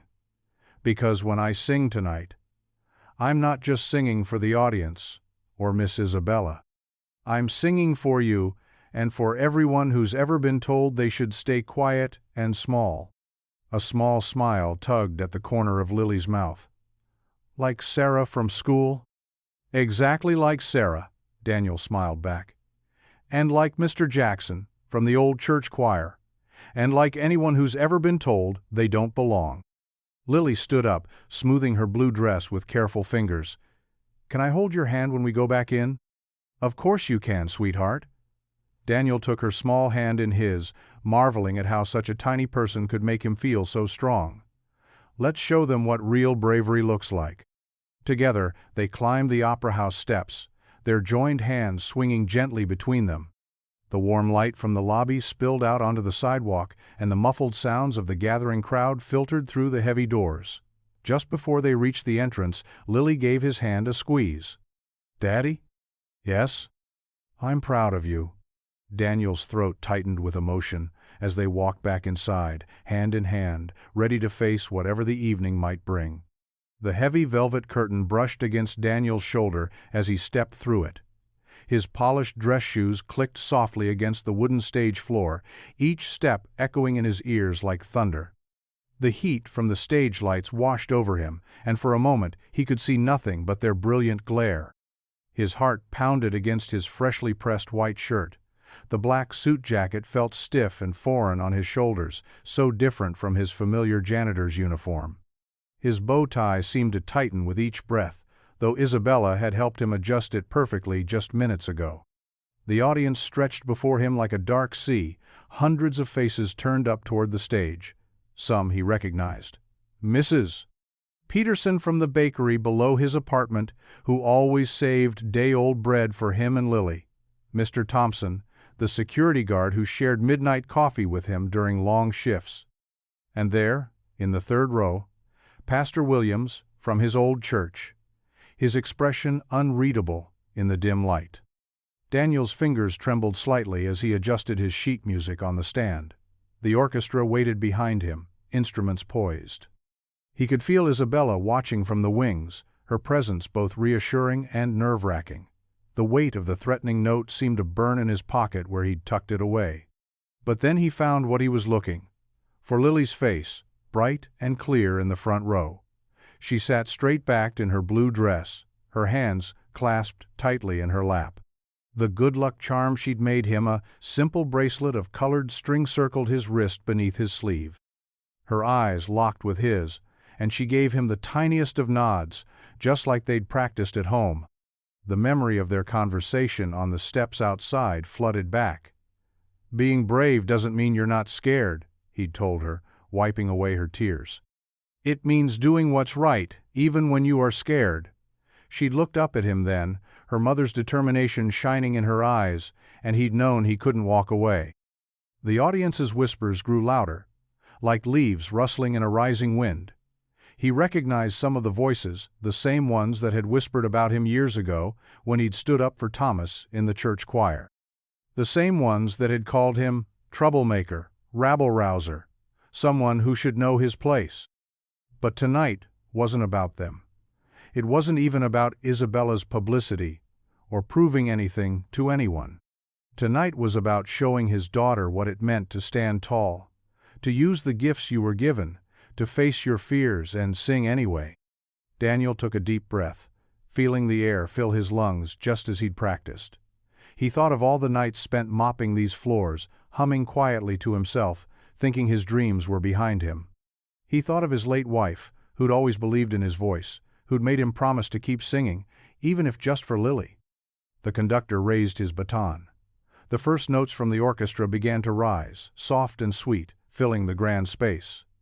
Daniel's hands steadied as the familiar melody wrapped around him. He opened his mouth, ready to let his voice soar. In that suspended moment before the first note, with the music swelling beneath him and Lily's unwavering gaze holding his, Daniel felt something shift inside him. The fear didn't vanish, it transformed into something else, something that felt like strength, like purpose, like hope. The orchestra reached his cue. Daniel drew in one final breath, his eyes never leaving his daughter's face. This was it. This was their moment. The orchestra began softly, strings whispering beneath the gentle pulse of woodwinds. Daniel closed his eyes for just a moment, remembering every late-night practice session, every correction from Isabella, every encouraging smile from Lily. When he opened them again, he found his daughter's face in the front row, her eyes shining with pride. His voice emerged, tender at first, like a prayer. The Italian words of Nessun Dorma flowed from somewhere deep inside him, carrying years of stored emotion. Each note rose clear and pure into the darkness of the theater, reaching toward the highest balcony where a group of veterans sat quietly watching. The audience stilled, programs stopped rustling. Whispers faded to silence. In the third row, an elderly woman dabbed at her eyes with a handkerchief. Near the back, several people leaned forward in their seats, drawn in by the raw honesty in his voice. As the first verse built toward its crescendo, Daniel felt something shift inside him. This wasn't about proving anything anymore. It wasn't about the people who had doubted him, or the ones who had tried to keep him down. This was about the music itself, about sharing something beautiful with others. His voice soared higher, filling every corner of the opera house. The marble walls seemed to vibrate with the power of the notes. In the wings, stagehands stopped their work to listen, and even the curtain operator stood motionless, transfixed. From the corner of his eye, Daniel caught movement. Isabella De Luca stepped onto the stage, her midnight blue gown catching the light. Her entrance wasn't planned for this moment, but something in Daniel's performance had called to her. She moved beside him with grace, her own voice rising to join his. Their voices intertwined like two streams meeting to form a river. Where his voice was warm and rich like aged wood, hers was bright and clear as crystal. Together, they created something greater than either could achieve alone. The harmony they found spoke of understanding, of shared struggles and quiet triumphs. Isabella's face had lost its usual mask of careful control. Real emotion showed in her eyes as she sang, and when she glanced at Daniel, there was respect there, perhaps even friendship. They moved through the music together as if they'd performed this duet 100 times before. The orchestra swelled beneath them, supporting but never overshadowing their voices. In the front row, Lily sat with her hands clasped together, watching her father shine in the spotlight. Behind her, scattered through the audience, were faces from the church choir of years ago. Some who had stood against him, others who had stood beside him. All of them watched now with wonder. As they approached the finale, Daniel felt tears pricking at his eyes, but his voice remained strong and true. Isabella matched him note for note, their voices climbing higher together. The power of their combined sound filled the theater like sunlight breaking through clouds. The last note grew from their throats, held suspended in perfect harmony. It seemed to hover in the air, stretching time itself as the audience held its collective breath. Then, like a wave finally breaking on the shore, the note faded into silence. For a heartbeat, the theater was absolutely still. Then the silence shattered as the audience erupted in thunderous applause. The sound was deafening, rolling through the opera house like a storm. People leapt to their feet, their faces shining with tears and joy. Shouts of "Bravo!" echoed from the balcony. The thunderous applause rolled through the opera house like waves crashing against a shore. Row by row, people rose from their seats, their faces shining with tears and wonder. Daniel stood center stage, his heart pounding so hard he could barely hear the roaring crowd over its beating. Next to him, Isabella beamed with genuine pride, her usual sharp edges softened by the magic of what they'd just created together. She gestured to Daniel, stepping back to let him take his bow. For a moment he froze, overwhelmed by the wall of sound and emotion coming from the audience. In the front row, Lily jumped up and down, clapping so hard her hands must have hurt. Her face glowed with pure joy, and seeing her pride gave Daniel the strength to take his bow. As he bent forward, tears spilled down his cheeks, but he didn't try to hide them. These weren't tears of shame or sadness. They were tears of release, of victory, of finding his voice again after so many years of silence. Through his blurred vision, he could make out familiar faces in the crowd. The veteran who had shaken his hand at the diner now stood tall, offering a respectful salute. The security guard who had nodded to him during his night shifts whistled and cheered. Even some of the people who had whispered against him seemed moved, their earlier judgment replaced by something that looked like understanding. Isabella took his hand, squeezing it tight as they bowed together. The stage lights felt warm on his face, so different from the cold fluorescent bulbs he cleaned beneath every night. Someone in the audience shouted "Bravo!" and the cry was taken up by others until the whole theater rang with it. Flowers began appearing on stage, tossed by audience members who had brought them. A small bouquet of daisies landed near his feet. He recognized them as the kind that grew in Mrs. Lafferty Peterson's garden next to the bakery. She must have picked them herself, the same woman who just last week had crossed the street to avoid talking to him. The applause showed no signs of dying down. Daniel's eyes found Lily again, and he saw her wiping tears from her cheeks even as she kept clapping. She wore the biggest smile he'd ever seen on her face, reminding him so much of her mother that his heart ached with a sweet kind of pain. Finally, Isabella led him off stage, but the audience continued clapping. The moment they were behind the curtain, she turned to him with tears in her own eyes. Gone was any trace of the diva who had mocked him that first night. Instead, she looked at him with genuine respect and something close to awe. "Daniel," she said, her voice thick with emotion. "That was." She shook her head, apparently unable to find the right words. Then, without warning, she threw her arms around him in a tight embrace. The hug caught him off guard. Isabella De Luca wasn't known for showing such open affection. But there was nothing calculated about this moment, nothing performed for the cameras or the critics. It was pure and real, like the music they'd just shared. Behind them, the applause continued to thunder through the building, a sound that seemed to wash away years of doubt and pain. In Isabella's fierce hug, Daniel felt the last walls around his heart crumbling. He had done more than just sing. He had reclaimed a part of himself he thought was lost forever. In that backstage embrace, surrounded by the love of his daughter and the acceptance of his community, Daniel Ross was no longer just the night janitor who cleaned in the shadows. He was exactly who he had always been, a man with a gift, a father with courage, and a voice that could touch hearts and change minds. The embrace lingered, both of them understanding that this moment marked something profound, not just for their performance, but for who they had become through this journey together. When Isabella finally pulled back, her mascara was slightly smudged, but her smile was radiant and real. The applause finally began to fade as Daniel made his way backstage. His hands were still trembling, but now from joy rather than nerves. Isabella gave his shoulder a gentle squeeze before disappearing into her dressing room, leaving him alone in the dimly lit corridor. As he dabbed his forehead with a handkerchief, the backstage door creaked open. Martha Stevens, the owner of the local diner, poked her head in. Her eyes were red and puffy from crying. "Daniel?"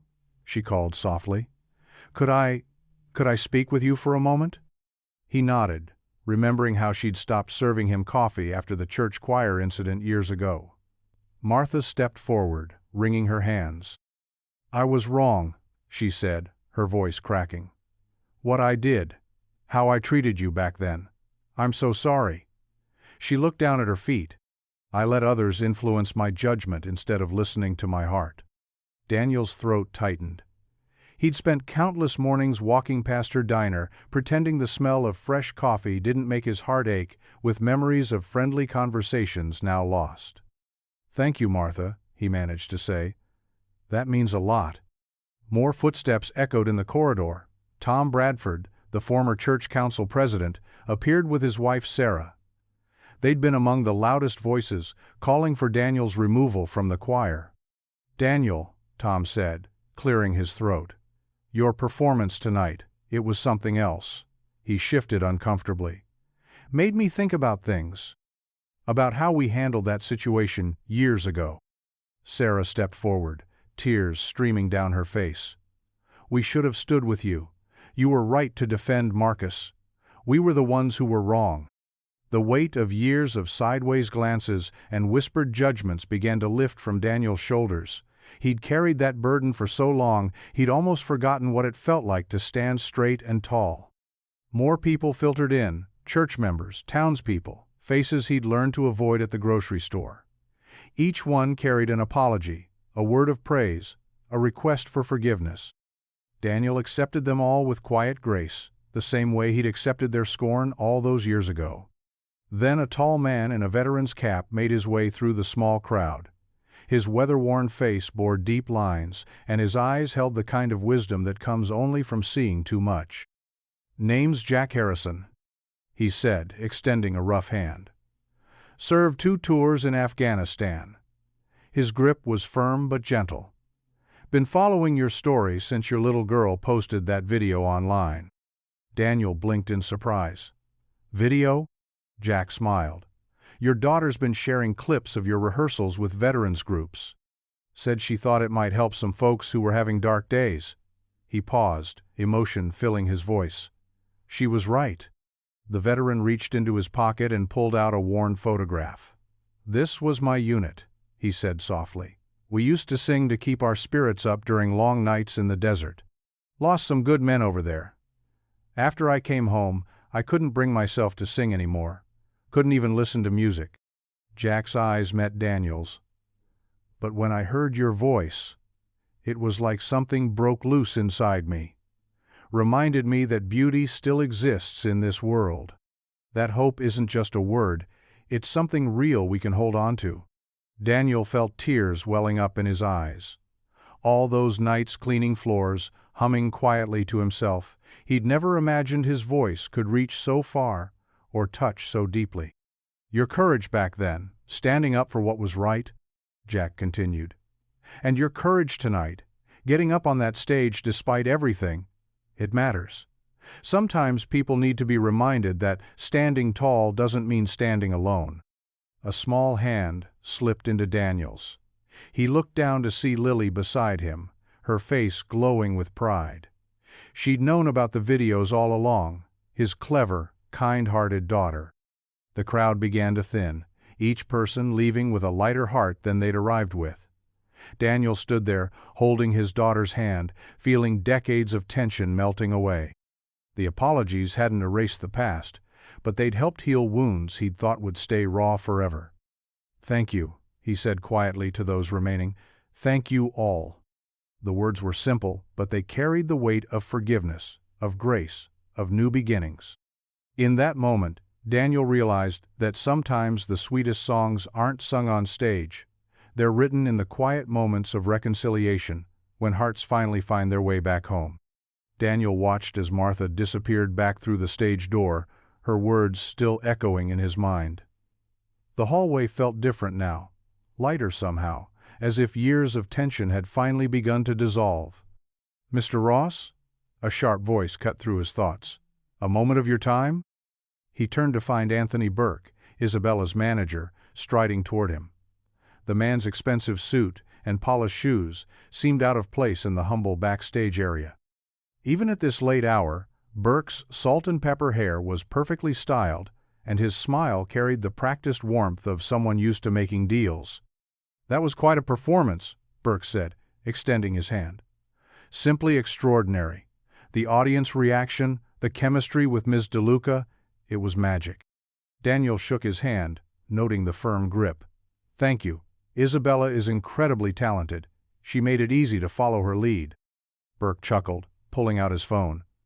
"Always so humble. But let me show you something." He scrolled through what looked like social media posts. "Videos of tonight are already going viral.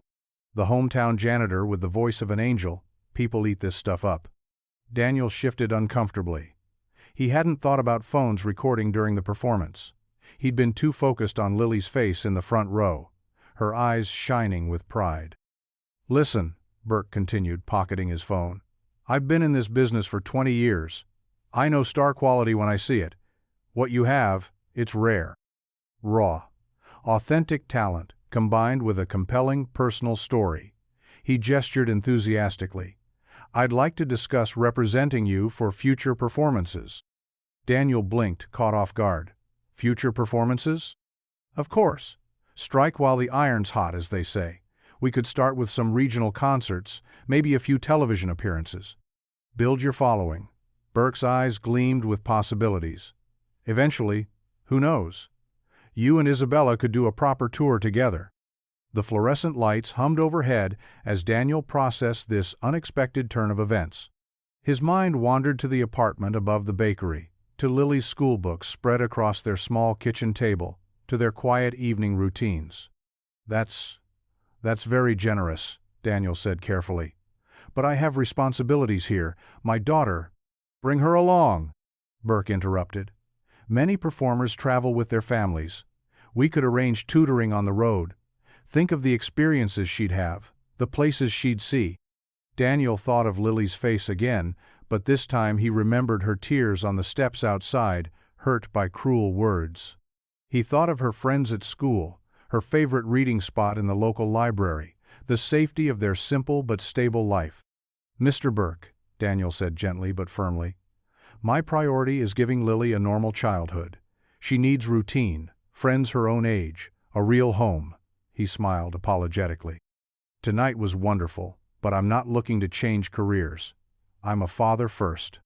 Burke's enthusiasm dimmed slightly, but his professional demeanor never wavered. "I understand completely. Family first. That's admirable." He reached into his jacket pocket and produced a sleek business card. "However, if you ever change your mind—" He held out the card, its gold lettering catching the light. Daniel accepted it politely, knowing he would likely tuck it away in a drawer and forget about it. "Just in case," Burke added, with a knowing smile. The card felt heavy in Daniel's hand, weighted with possibilities he'd already decided to let go. He slipped it into his pocket, next to Lily's good luck charm. "Thank you," Daniel said sincerely, "for seeing something in me. But my spotlight is at home." Burke nodded, adjusting his tie. "The offer stands, Mr. Ross. You know where to find me." He turned and walked away, his polished shoes clicking against the floor. Daniel watched him disappear around the corner, the business card a small presence in his pocket.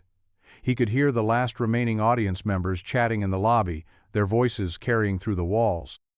The night was winding down, and soon he'd walk home with Lily, just like always. The stage door creaked again, And this time Lily's small face peeked through. "Dad, can we get ice cream on the way home?" Daniel smiled, feeling the rightness of his decision settle in his chest. "Sure, sweetheart. I think we've both earned a treat tonight." Burke's card sat forgotten in his pocket as Daniel gathered his things, ready to return to the life he'd chosen, not on any grand stage, but in the small, precious moments with his daughter. The streetlights cast long shadows as Daniel and Lily walked home through the quiet streets of their small Midwestern town. Their footsteps echoed softly against the sidewalk, matching the peaceful rhythm of the cricket songs drifting from nearby gardens. Lily's small hand felt warm and secure in his, just as it had since she was tiny enough to toddle beside him. "Dad?" Lily's voice broke through the comfortable silence. "You were amazing tonight. Like, really amazing." She squeezed his hand tighter, her face glowing with pride as she looked up at him. Daniel smiled down at his daughter, his heart full. "Thank you, sweetheart. But you know what was even more amazing? Having you there in the front row. Even when I almost ran away?" Lily's voice grew quieter, touched with shame. Daniel stopped walking and knelt down to meet her eyes. The streetlight above them cast a gentle glow across her worried face. "Especially then, because you came back. That's what real courage is. Feeling scared, but doing the right thing anyway." "Like when you stood up for Mr. Jackson at the church?" Lily asked, referring to the choir incident that had caused them so much trouble years ago. Daniel nodded slowly. "Yes, exactly like that. Sometimes being kind means making hard choices. But those choices matter, even when they hurt." They started walking again, passing by the darkened windows of closed shops. Their reflections moved like shadows beside them. "Those mean people who said bad things about you," Lily continued, her voice stronger now. "They were wrong, weren't they? They were speaking from a place of fear and misunderstanding," Daniel explained carefully. "Sometimes people say unkind things because they're afraid of change or different ways of thinking, but that doesn't make it right." A car passed by, its headlights sweeping across them momentarily. Lily waited until it passed before speaking again. "Isabella told me something during rehearsal. She said that music can change people's hearts. I didn't understand what she meant then, but I think I do now." Daniel smiled, remembering how the audience's faces had transformed during the performance. Music has a special way of helping people feel things they might not normally let themselves feel. It can remind us that we're all human, all connected. "Is that why some people were crying?"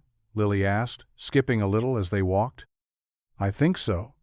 Sometimes when people feel something true and beautiful, it touches their hearts in a way that brings tears. Happy tears." They passed the town square, where the opera house's lit marquee still glowed in the distance. Lily looked back at it, then up at her father again. "Dad, are you going to take that manager's offer? To sing at other places?" Daniel shook his head. "No, sweetheart. My most important job is being your father. Besides, we have a good life here, don't we?" Lily nodded enthusiastically. "We do. And I love our apartment above the bakery. It always smells like cookies." As if on cue, the sweet scent of fresh bread wafted toward them from the bakery's back door, where the bakers were already preparing for tomorrow's early morning rush. The familiar aroma wrapped around them like a warm embrace, reminding them they were almost home. "You know what I learned tonight, Lily?" Daniel said, swinging their joined hands gently between them. "What?" "That sometimes the bravest thing we can do is just be exactly who we are. Not who others want us to be, but who we truly are in our hearts." Lily considered this for a moment. "Like how you're not just a janitor, you're also a wonderful singer, and the best dad ever." Daniel felt his throat tighten with emotion. "And you're not just my little girl, you're also the bravest, kindest person I know. The way you came back inside tonight, how you sat there supporting me, that took real courage." They walked a few more steps in silence, the sweet smell of baking bread growing stronger. Lily's next words came out thoughtful and clear. "Dad, I think Mom would have been really proud of you tonight." Daniel had to take a deep breath before he could respond. "I think she would have been proud of both of us, sweetheart. Very proud indeed." The bakery's warm lights spilled out onto the sidewalk ahead of them, guiding them home like a beacon. The rich aroma of fresh-baked bread filled the air, bringing with it the promise of tomorrow's new day. The early morning sunlight filtered through the bakery windows below, carrying the sweet aroma of fresh-baked bread up to Daniel's small apartment. He stretched and rolled over, his muscles still tired from the previous night's performance. The memories washed over him, the bright lights, the thunderous applause, and most importantly, Lily's beaming face in the front row. As he padded into their tiny kitchen, still in his worn pajamas, something caught his eye. There, on the scratched wooden table by the window, sat an elegant arrangement of white lilies and deep purple irises. The crystal vase sparkled in the morning light, making rainbows dance across the worn linoleum floor. Daniel blinked, wondering if he was still dreaming. Next to the vase lay a cream-colored envelope, the paper thick and expensive. He picked it up, running his finger along the edge before carefully opening it. Inside was a single note card, the handwriting flowing and graceful. "You reminded me what music is truly for. I." He read the words again, remembering how Isabella's voice had joined his on stage, their harmonies weaving together like old friends, finding each other after years apart. The famous soprano who'd first mocked him had become something unexpected, an ally who understood the power of standing up for what you believe in. The soft patter of bare feet announced Lily's arrival. Her dark hair was still messy from sleep, and she wore her favorite pajamas with the cartoon pandas. She stopped short when she saw the flowers, her eyes widening. "Those are pretty," she said, moving closer to smell them. "Are they from Miss Isabella?" Daniel handed her the note, watching as she read it carefully. "They are. Nice of her, isn't it?" Lily nodded, then suddenly threw her arms around Daniel's waist, hugging him tight. "I'm proud you're my dad," she mumbled into his shirt. The words hit him like a warm wave, and he had to swallow hard past the lump in his throat. He hugged her back, resting his chin on top of her head. For a moment, they just stood there, the morning sun warming them through the window while the smell of flowers and fresh bread filled the air.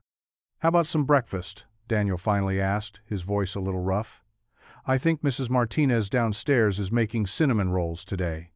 Lily pulled back, her face brightening. "Can we get extra frosting on mine?" "We'll see what we can do." Daniel chuckled, watching as she hurried to get dressed. While Lily was in her room, he touched one of the lily petals gently. The flower was perfect, unblemished, like a fresh start. He thought about the manager's business card, still sitting in his jacket pocket. Maybe someday he'd call that number, but for now, this was enough.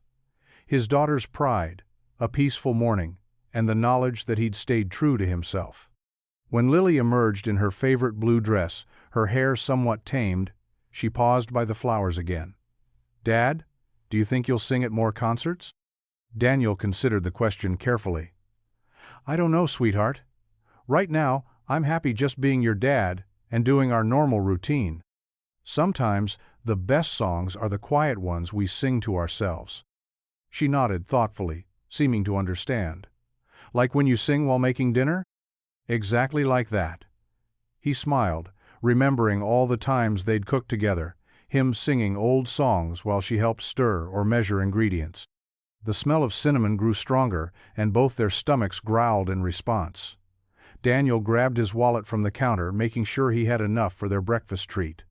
As he did, he noticed his reflection in the window, the same face as always, but somehow different, more at peace, perhaps.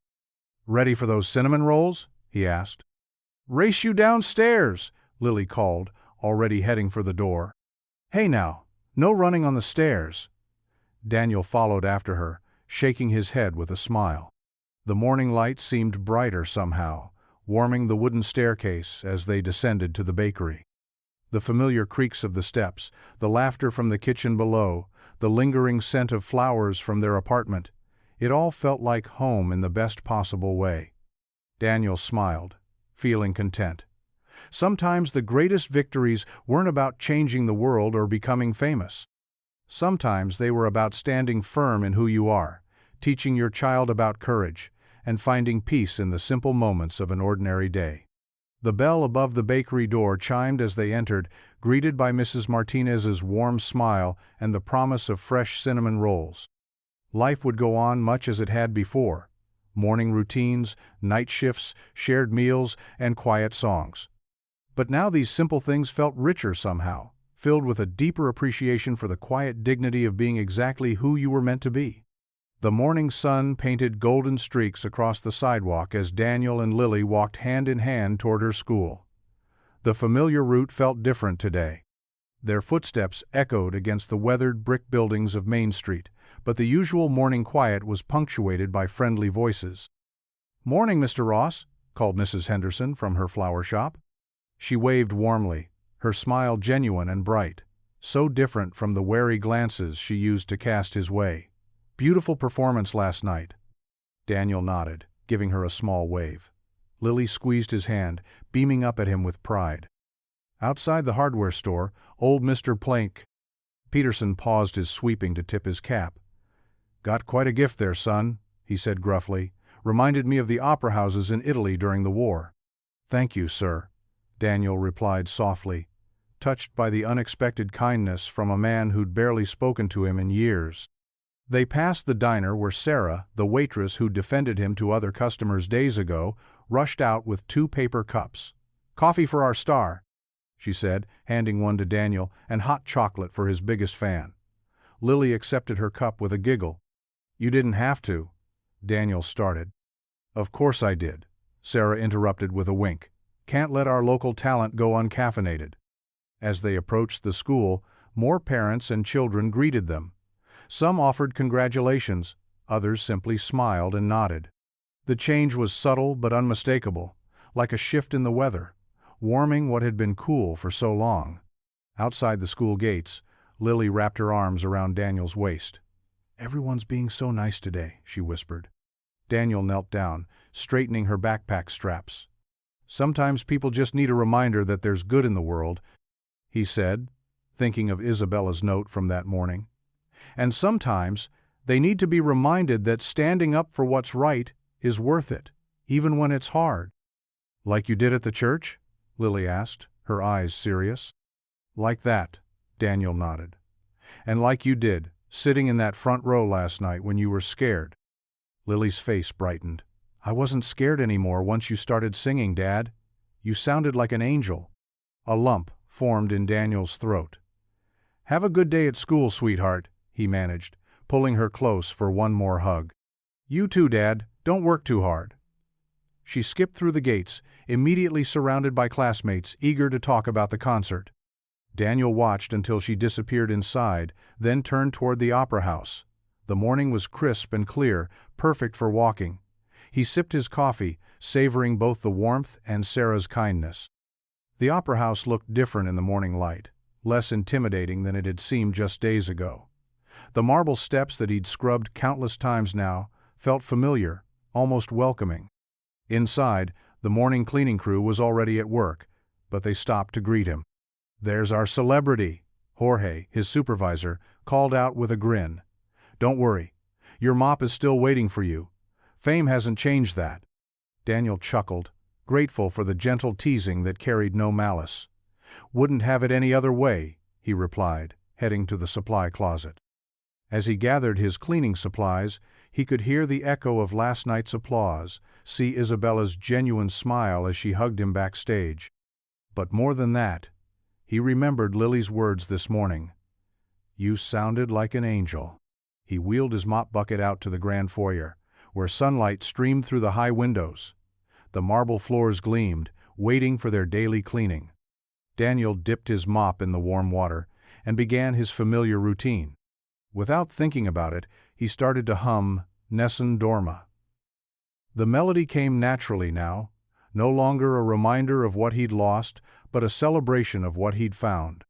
His voice filled the empty space, not with the full operatic power of last night's performance, but with a quiet joy that was just as meaningful. The notes floated up to the ornate ceiling, bouncing off the crystal chandeliers and marble columns. This was where it had all started, right here, with a mop in his hands and a song in his heart. The same place where Isabella had mockingly challenged him to sing, where his voice had first brought her to tears. But now, as he moved methodically across the floor, leaving gleaming trails in his wake, the song felt different. There was no fear, no shame, no need to hide. Just the simple pleasure of letting his voice rise and fall with the melody, of being exactly who he was, a father, a janitor, a singer, a man who'd stood up for what was right. The morning sun climbed higher, sending rainbow prisms dancing across the wet floor from the crystal chandeliers above. Daniel continued his work, his humming sometimes rising into soft singing, sometimes falling back to a whisper. His voice belonged here just as much as it had on stage last night. Not because of any grand performance, but because it was genuinely, unashamedly his. What would you do if you were in their place? Comment your answer below, and let's see how you'd rewrite the ending. If you thought this was just the beginning, you're right. Click through and see where the story takes you next. If you enjoyed the story of Daniel Ross, I handpicked the next story that you will enjoy. Please don't miss this one. Click here to watch it.